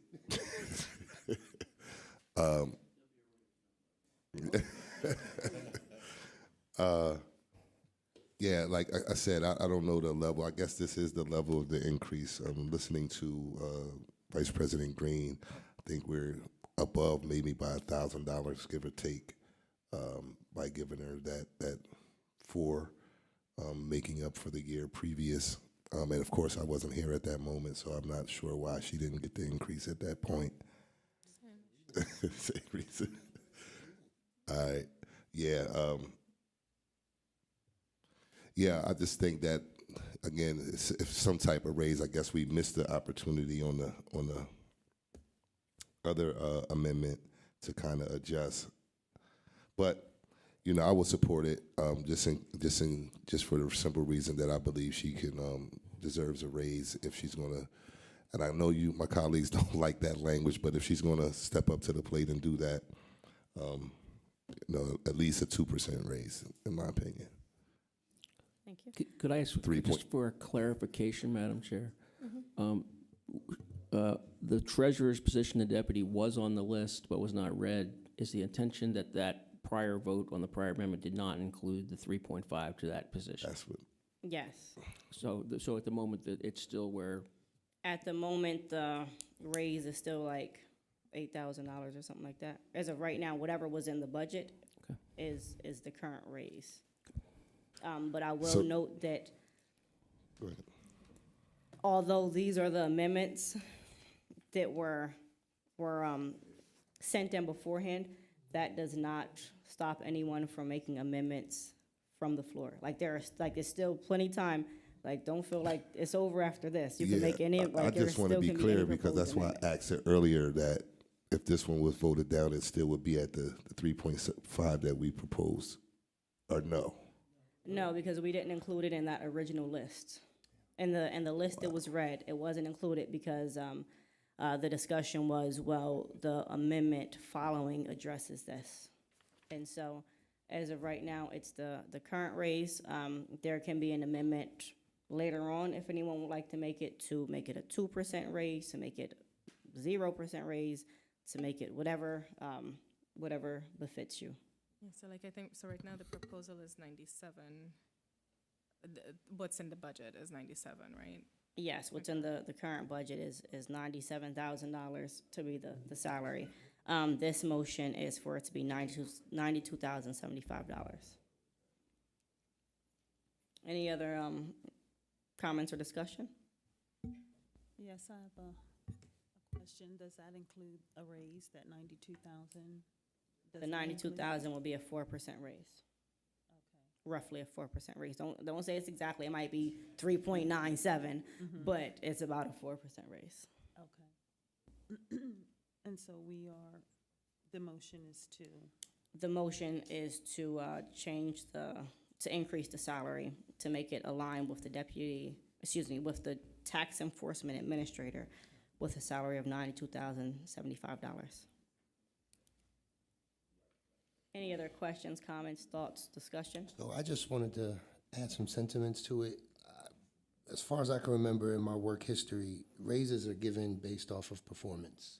The better you do in any field, of course, your bosses will give you a raise, the administration would praise you, and you're bringing in, generating great, income for the organization, entity, or company. It's just sometimes I think we agree on raises just to kind of give that wink in the gun, and I don't think we owe that to anyone. I think we owe the residents, and it's just my 2 cents. This body is a body that hasn't even asked for a raise in 15, 18 years, and we truck away every day. And, I don't even think we're looking for that. And I don't think anyone on this council is kicking and screaming. But to be fair, and we're not saying what we're owed to and what we should get, right? I think what's fair is fair. And I think the main objective, whether it's administration or legislative body, is getting the services the residents deserve. How we reach that goal, that's when the compromise comes in. But if we're not reaching that goal, why are we even considering raises? That's just my 2 cents. Thank you. Any other comments, questions, I was thoughts? just a little confused, Vice President Green. So is this motion going to give her a raise? Yes, That's what I this was- motion would give her a 4% raise. Okay. So, I believe the current salary is like 88,000? Goes up to the, The current salary is $88,439. And it would, 34. $88,434. Right. And it would change it to $92,075, That would be a 4.1% increase. a 4.1% raise.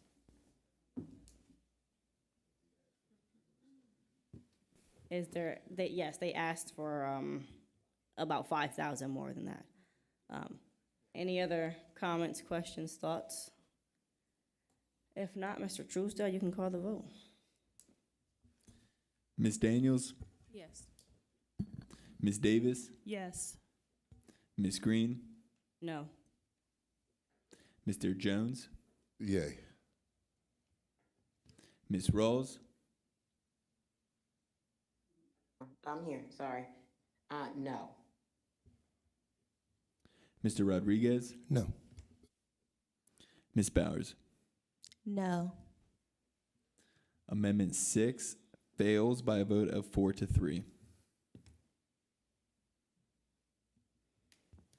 Thank you.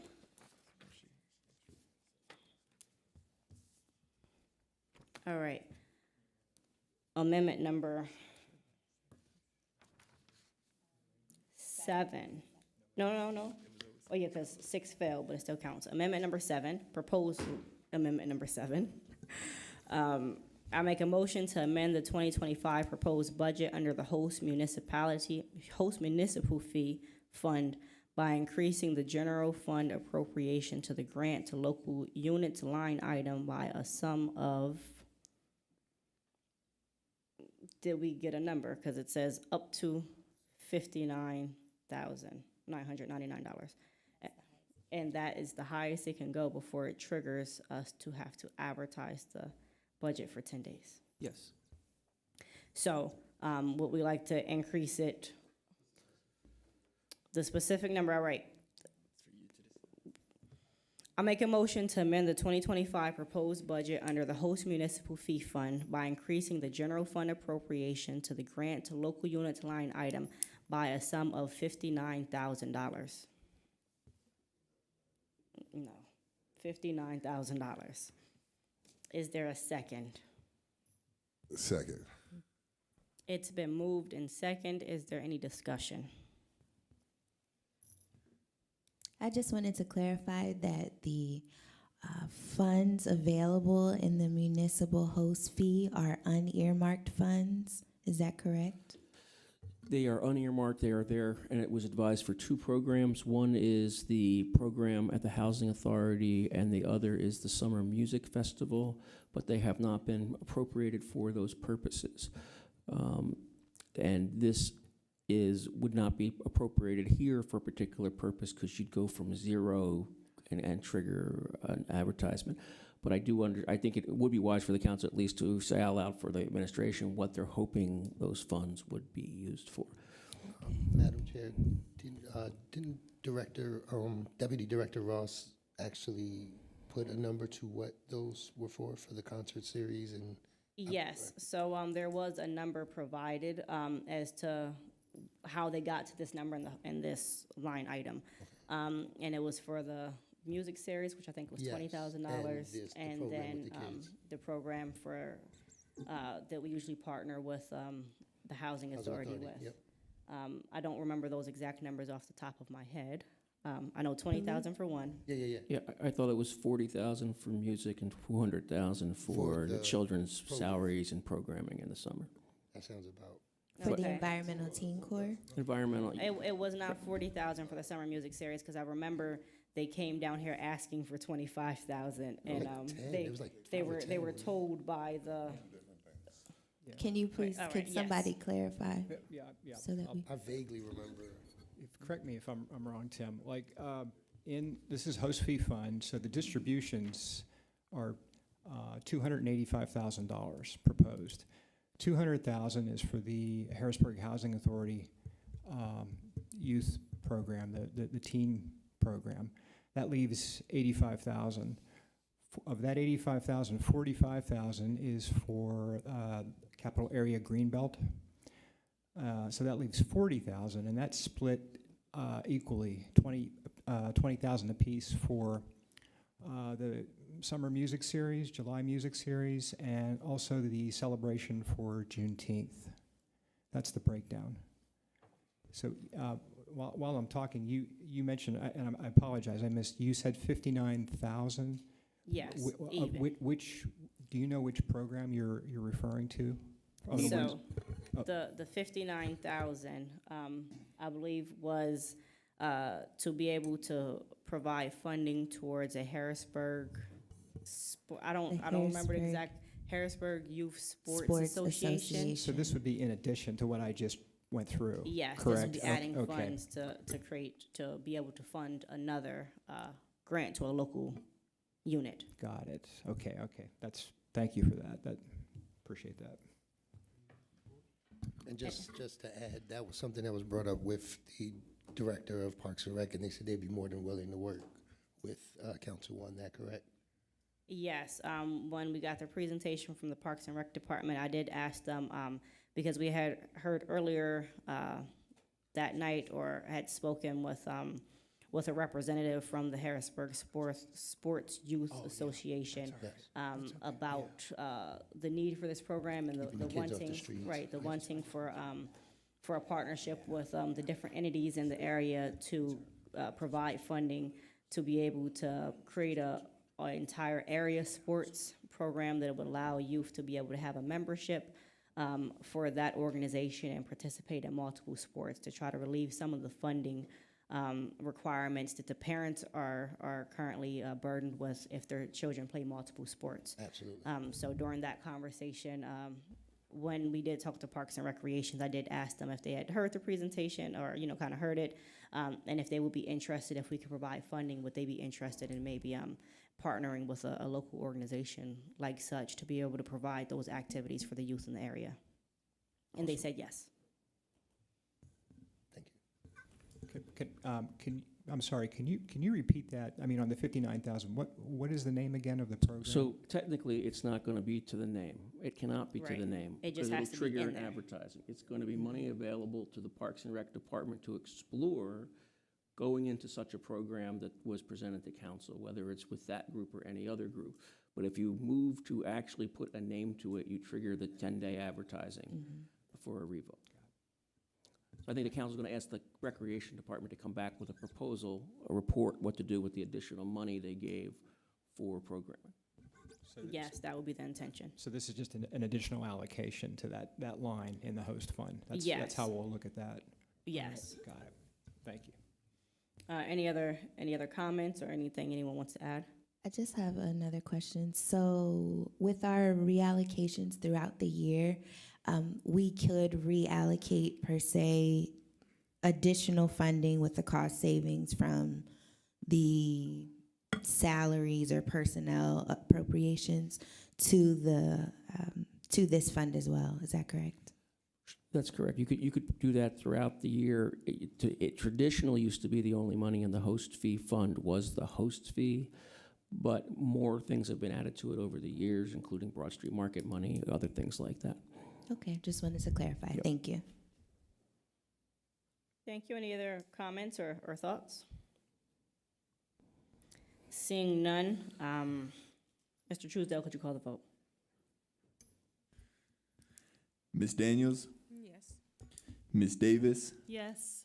Ms. Green, Yes. Mr. Jones, Yay. Ms. Rawls, Yes. Mr. Rodriguez, Yes. Ms. Bowers. Yes. Amendment 7 passes by a vote of 7-0. All right.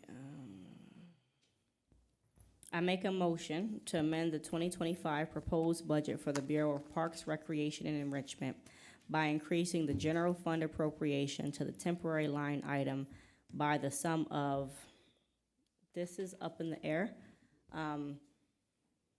I'm going to make a motion, and I'm open to people making an amendment to this. I am going to make an motion to increase it by the sum of $50,000 to bring their total number to $450,000. And I believe, I guess I need a second before I start discussing it. I will second it. Thank you.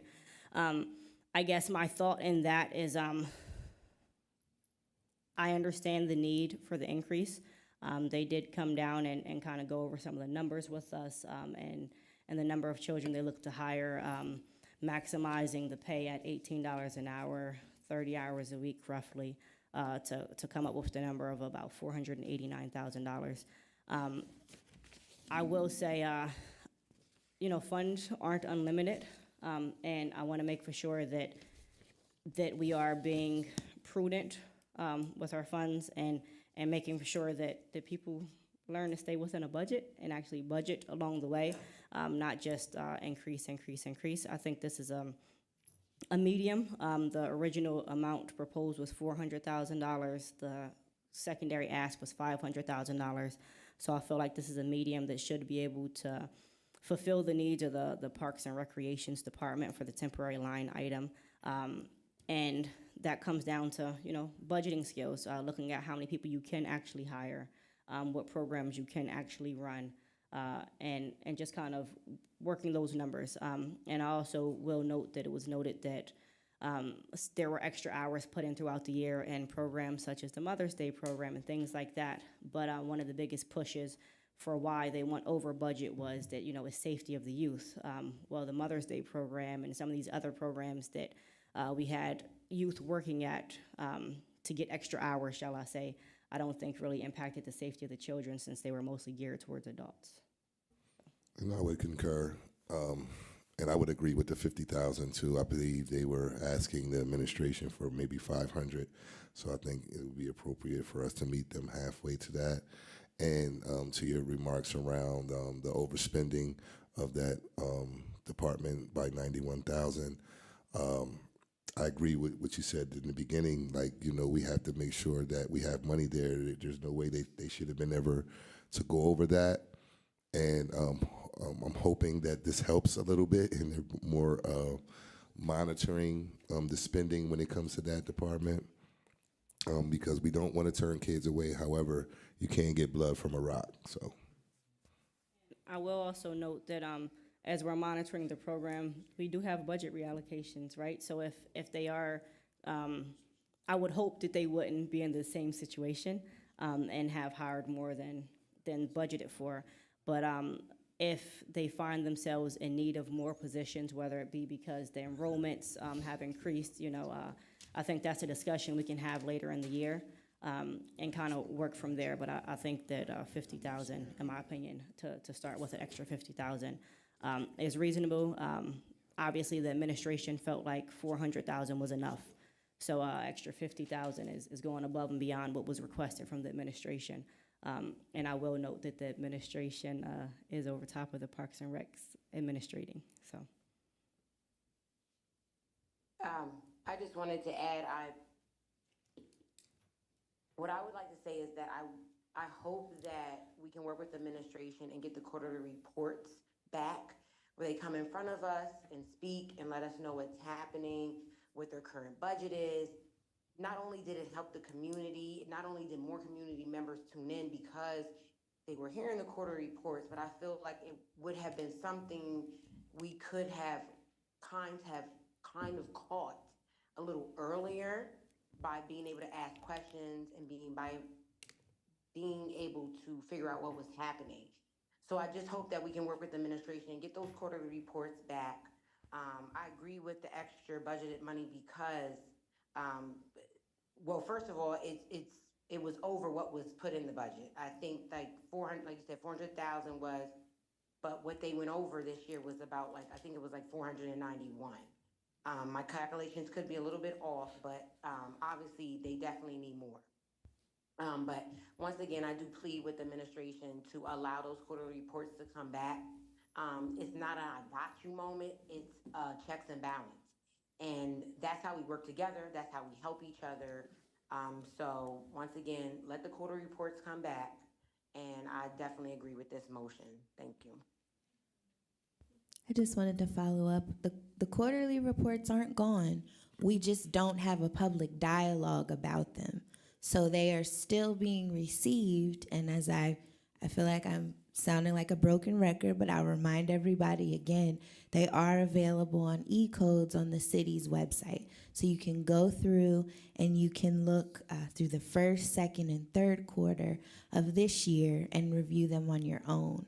What we aren't receiving is the public dialogue where we can ask questions. So that was a decision the mayor made following one of the meetings. I think it was after our first quarter. We had gone through some of them, and we were asking questions, and I guess, I don't know her rationale behind not continuing to receive them publicly.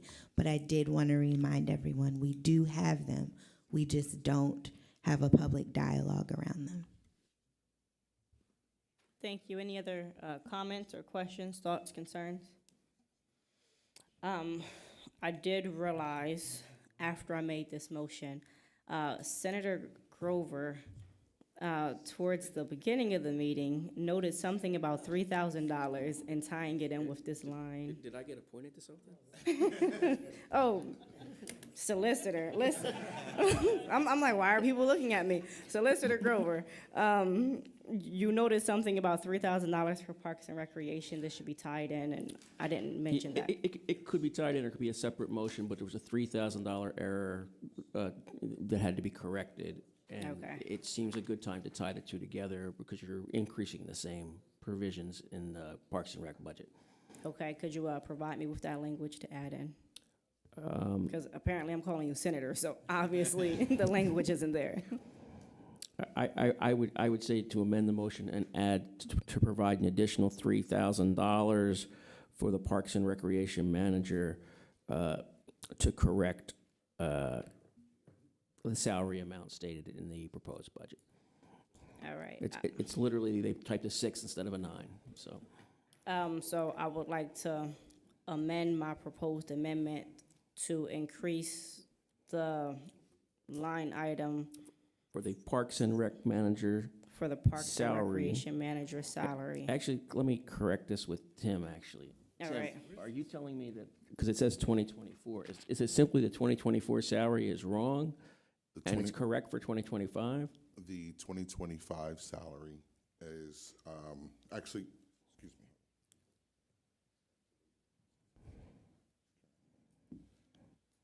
His current salary is $69,251.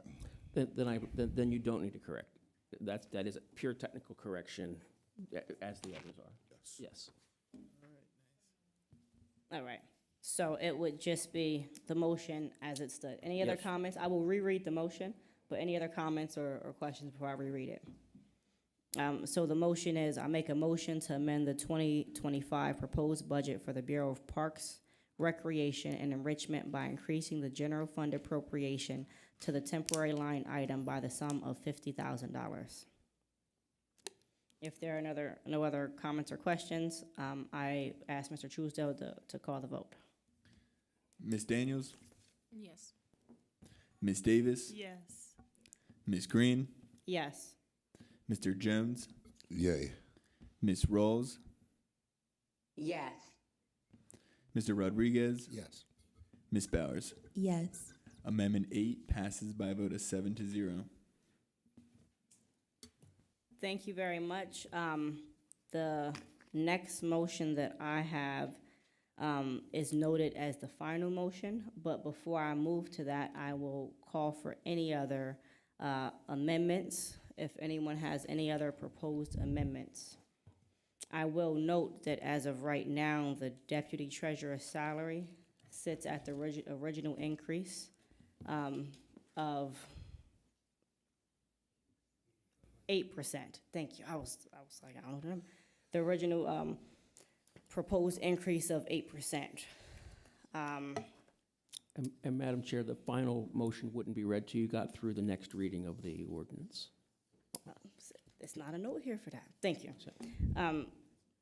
But, so are there any other motions?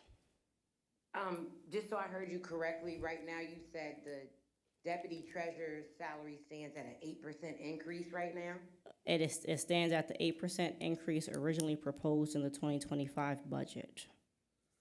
Okay, well, I would like to make amendment for it to be a 3% increase, not an 8% increase. Is there a second? Second. Is there any discussion? We just went through conversation and discussion and voted down a 4.1% increase. Well, I know I seconded it just so even if it I just. know, I'm just. Just if it takes just was- a communication, just a conversation, so Councilwoman Rawls, gets the clarification she needs. Is Yeah, there? It didn't. I definitely don't think it deserves an 8% increase.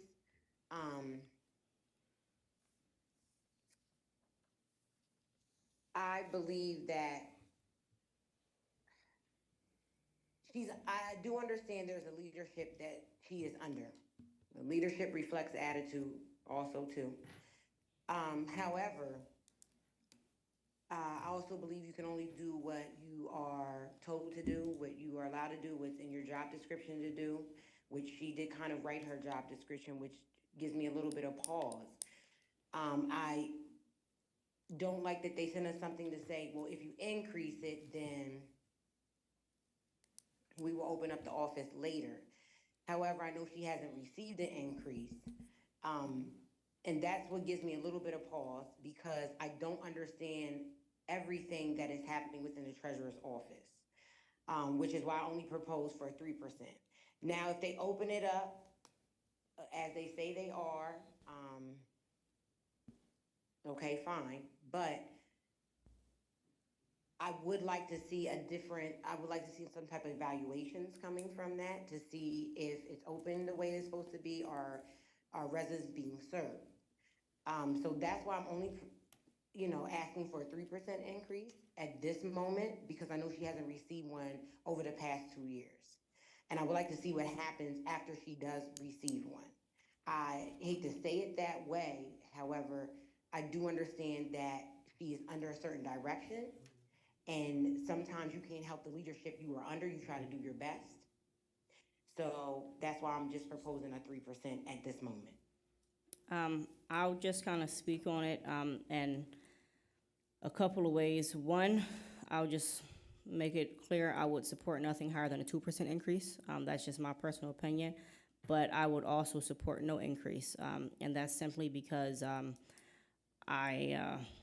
because it was just voted about an hour or so ago to strike even the 2% increases for several positions in the city, including the Director of Equity and Compliance, Special Assistant for Director in Equity and Compliance, Special Assistant for Community Affairs, Special Assistant to the Mayor, and the Confidential Secretary. So the idea that everybody, because everybody kind of deserves some sort of raise with the cost of living going up and different things.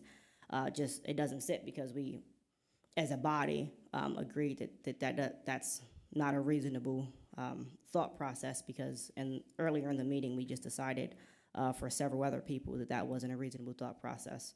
So I can't use that as my thought process for supporting a raise for this position. So that's kind of where I'm at with it. So I can't support 3%. Any other thoughts, questions, discussion? It's still a no for me. It's still a no, even at 3%. Any other discussion? If not, Mr. Well, Truesdale. after what you said, Vice President Green, I do understand that. So, I'm a one for feedback and hearing whether people have to say, and sometimes not always knowing I'm not always right. But yeah, that's true. So I don't know how I take that off the floor to say no 3% either. Withdraw the motion. Tell me the language I need to use, Solicitor Grover, please. You just need to withdraw the motion. I withdraw the motion. So noted, are there any other amendments, proposed amendments that anyone would like to make to the budget? So right now, then her salary is at the 97. Yes. Here comes my motion if nobody else will do it. I'll make a motion to keep the salary of the deputy secretary at the same amount as the 2024 budget. Second. Pretty much keep it the same. Yes. Okay. Well, I second the motion.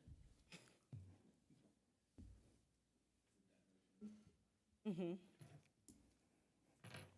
It's been moved in second. Is there any discussion? I have a question, if it's okay.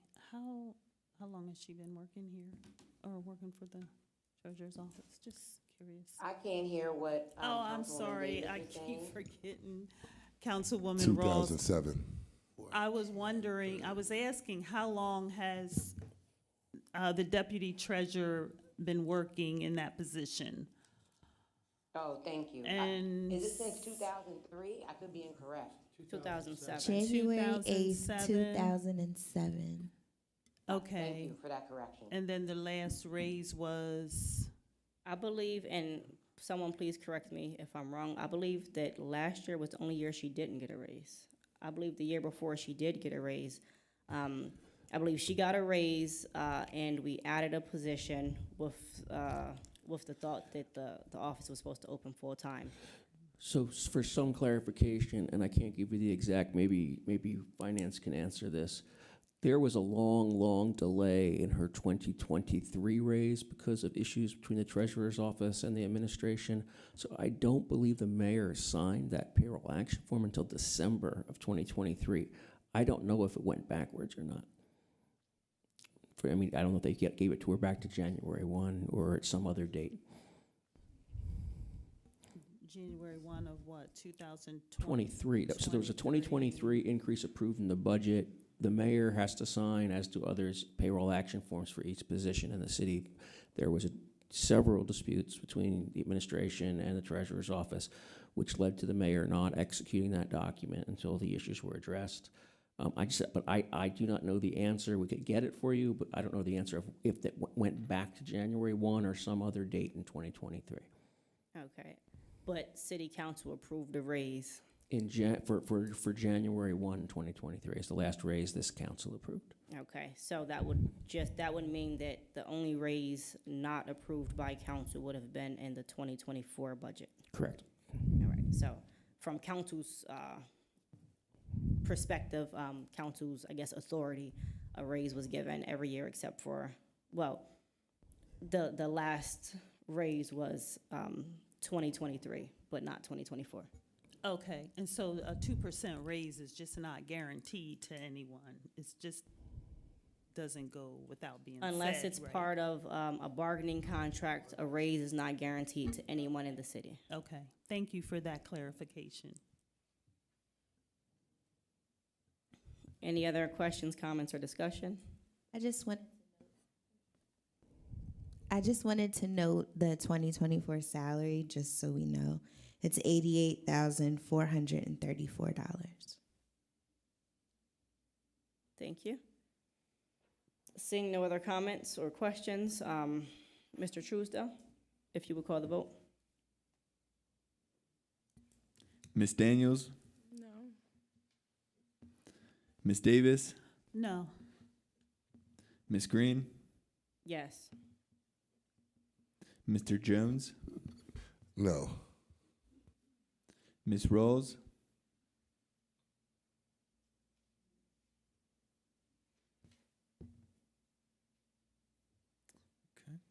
Mr. Rodriguez, Yes. Ms. Bowers. Yes. We're tied. We could really use You want to call Ms. Rawls again? Ms. Rawls. Let's check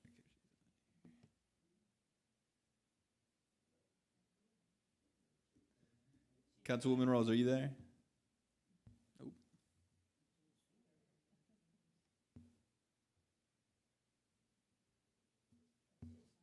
That's her.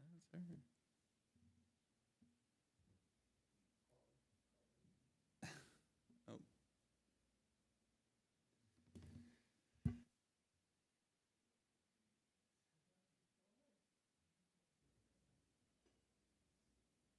Can't, oh. Can you hear me? Now we can. Okay, I'm sorry, I could not hear anything. Okay, So my vote is, and I couldn't hear anything from you all, but I do not want to increase her pay. I don't know okay. what. Here, so the motion that's on the floor is to have her 2025 salary remain what her 2024 salary was, being $88,434. Yes. Okay. Then Thank you. Yep. And then Amendment 9 passes by a vote of 4-3. Thank you. Are there any other amendments anyone would like to propose for the proposed 2025 budget? Going once, going twice. I believe we have completed the amendment portion. I will turn it back over to you. Okay, thank you. Next, we have, hold on. Bill 8 of 2024. Mr. Truesdale, could you please read it into the record? Bill 8, 2024, an ordinance amending the codified ordinances of the City of Harrisburg, Title 5, Licensing and Taxation, Part 5, Real Estate Taxes, Chapter 5-501, Property Tax by establishing for the year 2025 a tax levy on land and improvements, and providing for the distribution of taxes levied and assessed, and providing for a tax rebate for the difference between the tax due and attributable to the year 2025 tax levy over the tax due and attributable to the year 2006 tax levy for qualifying senior citizens. Thank you. I will defer to our Budget and Finance Committee Chair, Vice President Green, to lead the amendment discussion. Thank you, President Bowers. Are there any amendments? All right, I don't have any amendments. I don't know if anyone else has any. So I don't think there's much discussion. Okay, thank you. We will now move to ordinances for final passage. The first is Bill 7 of 2024. Madam Chair, We have to pause. I would recommend you take a recess so that finance can do calculations, because Bill 7s will change Correct. to reflect the amendments. Okay. They had done that. All right. Well, the time is 8:32 p.m. We will recess and provide finance an opportunity to Make the necessary calculations. make the necessary calculations. No. Thank you.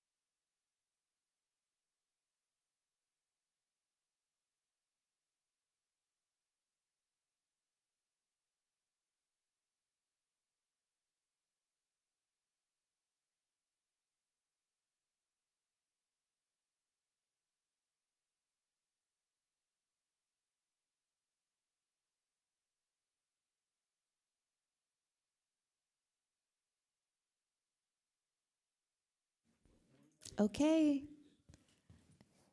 Good evening.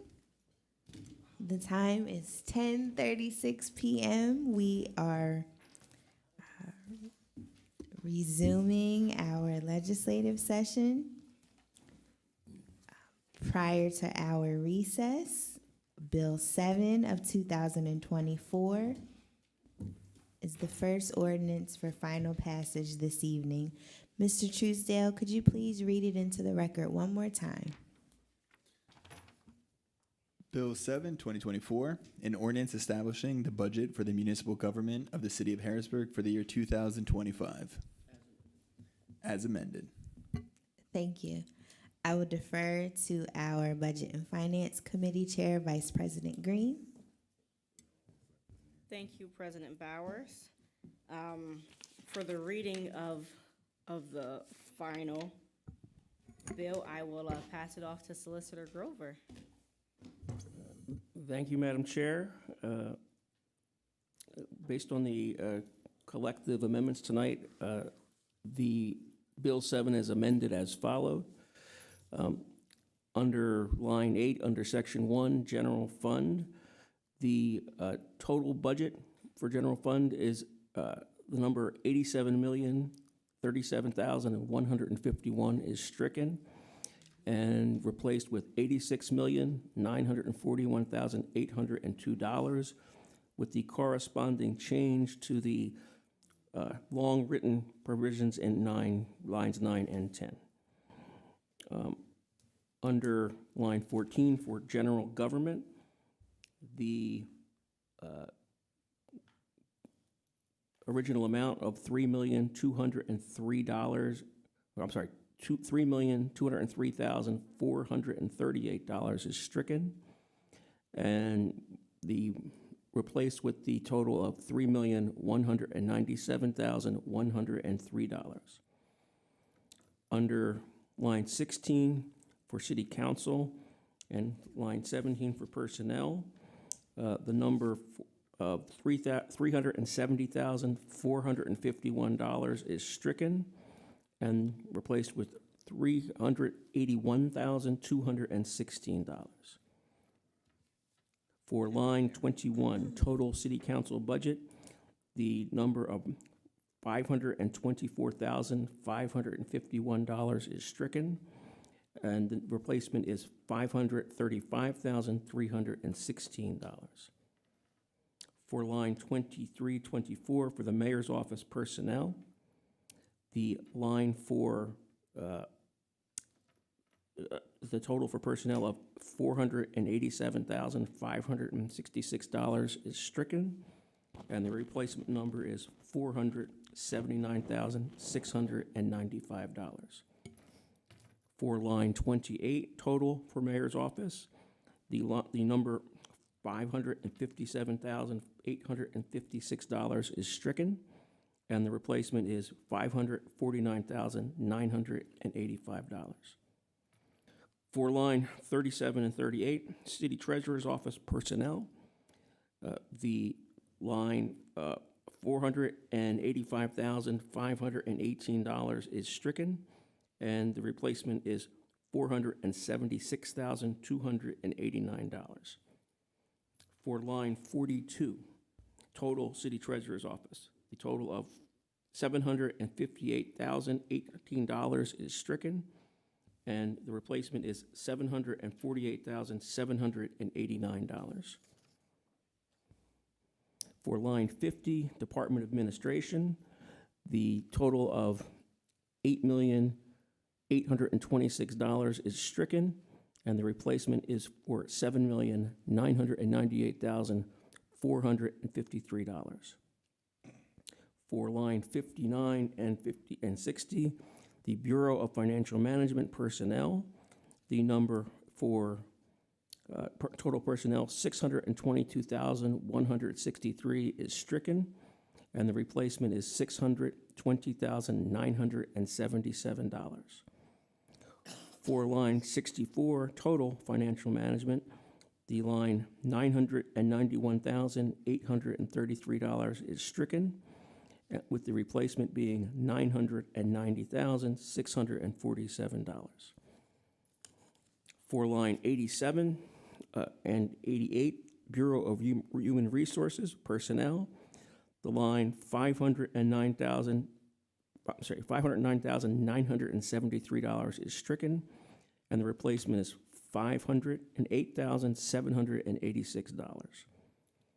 For line 92, Total Human Resources, the number $670,283 is stricken, and the replacement is $669,096. For line 101, Department of Building and Housing Development, the line total of $646,528 is stricken, and the replacement is $634,436. Under line 110, Bureau of Business Resources Development, and 111, Personnel, the total of $209,867 is stricken, and the replacement is $197,775. For line 115, Total Business Resource Development, the number of $226,367 is stricken, and the replacement is $214,275. For line 118, Department of Public Safety, the total of $33,684,927 is stricken, and the replacement is $33,554,428. For lines 120 and 121, Bureau of Codes Enforcement Personnel, the total of $1,237,808 is stricken, and the replacement is $1,229,221. For line 125, Total Codes Enforcement, the line $1,315,558 is stricken, and the replacement is $1,306,971. For lines 127 and 128, Bureau of Police Personnel, the line $17,821,533 is stricken, and the replacement is $17,701,116. For line 132, Total Bureau of Police, the number $20,479,054 is stricken, and the new total is $20,358,637. For line 134 and 135, Bureau of Fire Personnel, the line of $10,556,220 is stricken, and the replacement number is $10,554,725. For line 139, Total Bureau of Fire, the total of $11,890,315 is stricken, and the replacement is $11,888,820. For line 142, Department of Public Works, the total of $9,713,259 is stricken, and the replacement number is $9,769,209.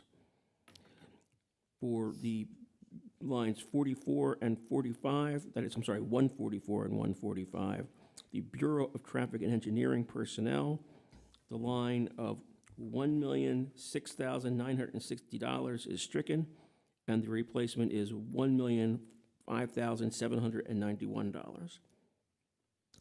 For line 149, Total Traffic Engineering, the total of $4,043,128 is stricken, and the new total is $4,041,959. For line 159 and 160, for Parks and Recreation and Enrichment Personnel, the number of $1,009,236 is stricken, and the replacement is $1,066,355. For line 164, Total Parks, Recreation, Enrichment, the number of $1,632,736 is stricken, and the number of $1,689,855 is the new total.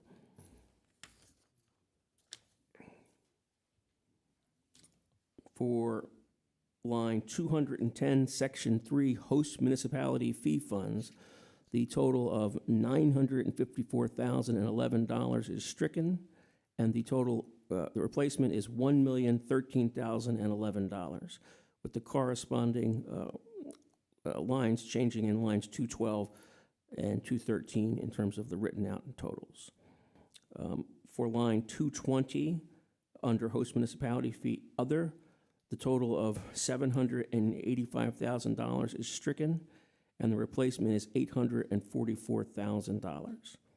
For line 221, total host municipality fee fund, the line of $954,011 is stricken, and the replacement is $1,013,011.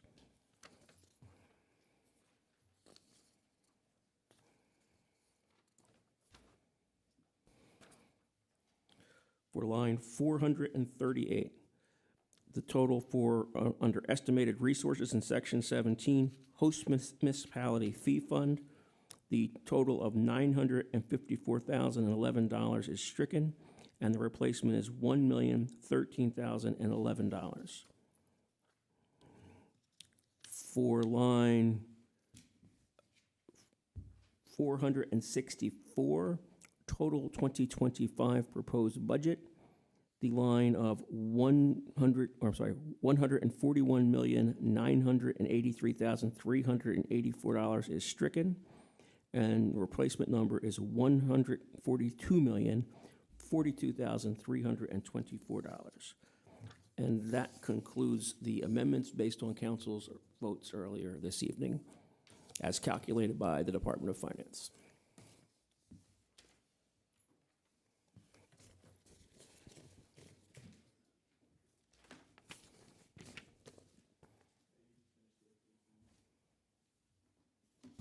Thank you. I do have one question. Sorry, as I'm just looking at the final number. Just about everything went down, but the total went up.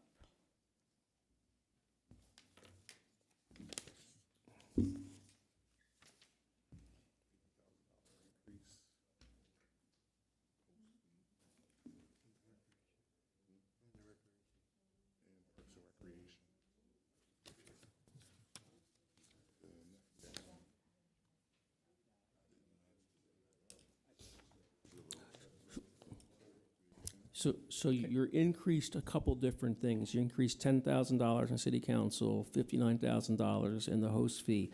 And with the one technical correction to the Department of Recreation that it was off by 3,000, when you add 2% to the correct number, that's the additional addition that's in that. And Mr. McCutcheon or Mr. Brooks could speak to what the total difference is between the original number totally and this one. Okay, thank you, Neil. In the general fund, the expenditure budget decreases from 87. I'm gonna round 87 million down to 86,941,802. That's total general fund expenditure. If Vice President Green, if you're looking at the last couple of pages of the budget ordinance, those are the revenue and estimated resources. So there's no corresponding, the only thing that changed in revenue and resources is for the host fee fund, because council increased revenue, or increased the expenditure ask on that, so we had to accordingly increase the resources, but that was the only change in revenue. Does that help clarify that? Yes, that clarifies it for me. Thank you. Yeah, you're welcome.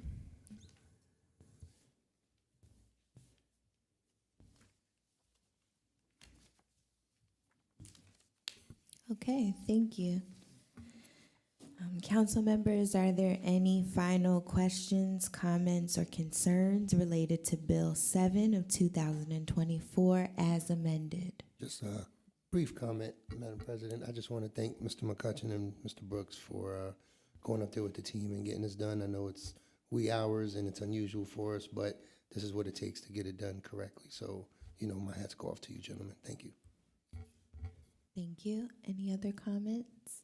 Yes, I'd like to say thank you to the finance team for your overall work on this year's budget. Working through it without a finance director. I appreciate the long hours, appreciate all the work you put into it with working with the different departments to make sure everything came together so that we can get the budget book on time as well as the budget itself done on time. So I appreciate all the hard work that your teams put in. Thank you to the solicitor's office for all the hard work that you've done, reviewing over everything, working as a liaison sometimes between the administration and council. And just overall for the work you've done all year, just helping us do the job that we do. Thank you to all the department heads, for everyone who came down and presented their budget as well as putting their budget together. Thank you to the administration and the mayor's office for the budget you presented to us to make sure it was a balanced budget and trying to make sure that you were as responsible as possible with the taxpayers' dollars. Thank you to all my council members. For putting the time in to actually question things, right?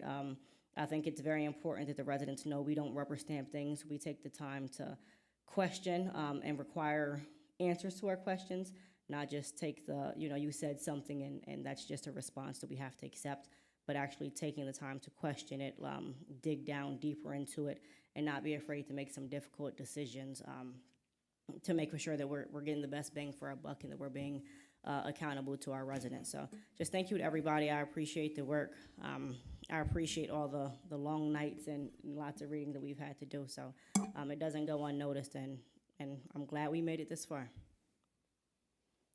Thank you. I'd just like to thank Vice President Green for her leadership during the budget hearings and throughout this evening's proceedings. Thank you. Thank you for your implementation of the PowerPoint presentations for responses from the department directors. I think that really seemed to assist in making the budget hearings much smoother this year, so thank you for that. Thank you to the Department of Financial Management for your time and attention to this year's budget. Thank you to the Solicitor's Office for your input and assistance as well. Any other final? Yeah, comments? might as well say something too. Okay, Councilman Jones. No, those are my sentiments as well. I'd like to thank everybody for doing what we needed to do to make sure that we get this done for the residents of the city of Harrisburg, and especially my colleagues to Council President Bowers' sentiments and Vice President Green's sentiments of this is a tough job. A lot of people may think that this is easy for us to sit up here and pass judgment, but I believe that everyone up here has the best interests of our community and the residents, even though we are still residents as well. So just being able to stand vanguard and have the courage to speak up when most people will remain quiet, I commend everyone. So I just wanted to say thank you. Thank you. Any other final questions, comments, concerns, thoughts? Okay. Mr. Truesdale, could you please call the vote? Ms. Daniels? One more time here. Technical difficulties. One more time here. I said no. Ms. Davis? Yes. Ms. Green? Yes. Mr. Jones? Yay. Ms. Rawls? Mr. Rodriguez? Yes. Ms. Bowers? Yes. Bill 7, 2024, as amended, passes by a vote of 5-1. Thank you. Next, we have Bill 8 of 2024. Mr. Truesdale, could you please read it into the record? Bill 8, 2024, an ordinance amending the codified ordinances of the City of Harrisburg, Title 5, Licensing and Taxation, Part 5, Real Estate Taxes, Chapter 5-501, Property Tax, by establishing for the year 2025 a tax levy on hand and improvements and providing for the distribution of taxes levied and assessed, and providing for a tax rebate for the difference between the tax due and attributable to the year 2025 tax levy over the tax due and attributable to the year 2006 tax levy for qualifying senior citizens. Thank you. Council members, are there any questions, comments, or concerns related to Bill 8 of 2024? Seeing and hearing none, Mr. Truesdale, could you please call the vote? Ms. Daniels, Yes. Ms. Davis, Yes. Ms. Green, Yes. Mr. Jones, Yay. Ms. Rolls, Mr. Rodriguez, Yes. Ms. Bowers. Yes. Bill 8, 2024 passes by a vote of 6-0. Thank you. We do not have any resolutions for discussion. Is there any old business, council members? Okay, seeing and hearing none. Any new business? Just have a scheduling note. Harrisburg City Council will enjoy our holiday season and our new year. We will resume on January the 7th, 2025. Our 2025 meeting schedule will be posted to the city's website tomorrow, but as Mr. Humphrey noted, we will resume our Tuesday meeting schedule. So I just wanted to note that for everybody's reference.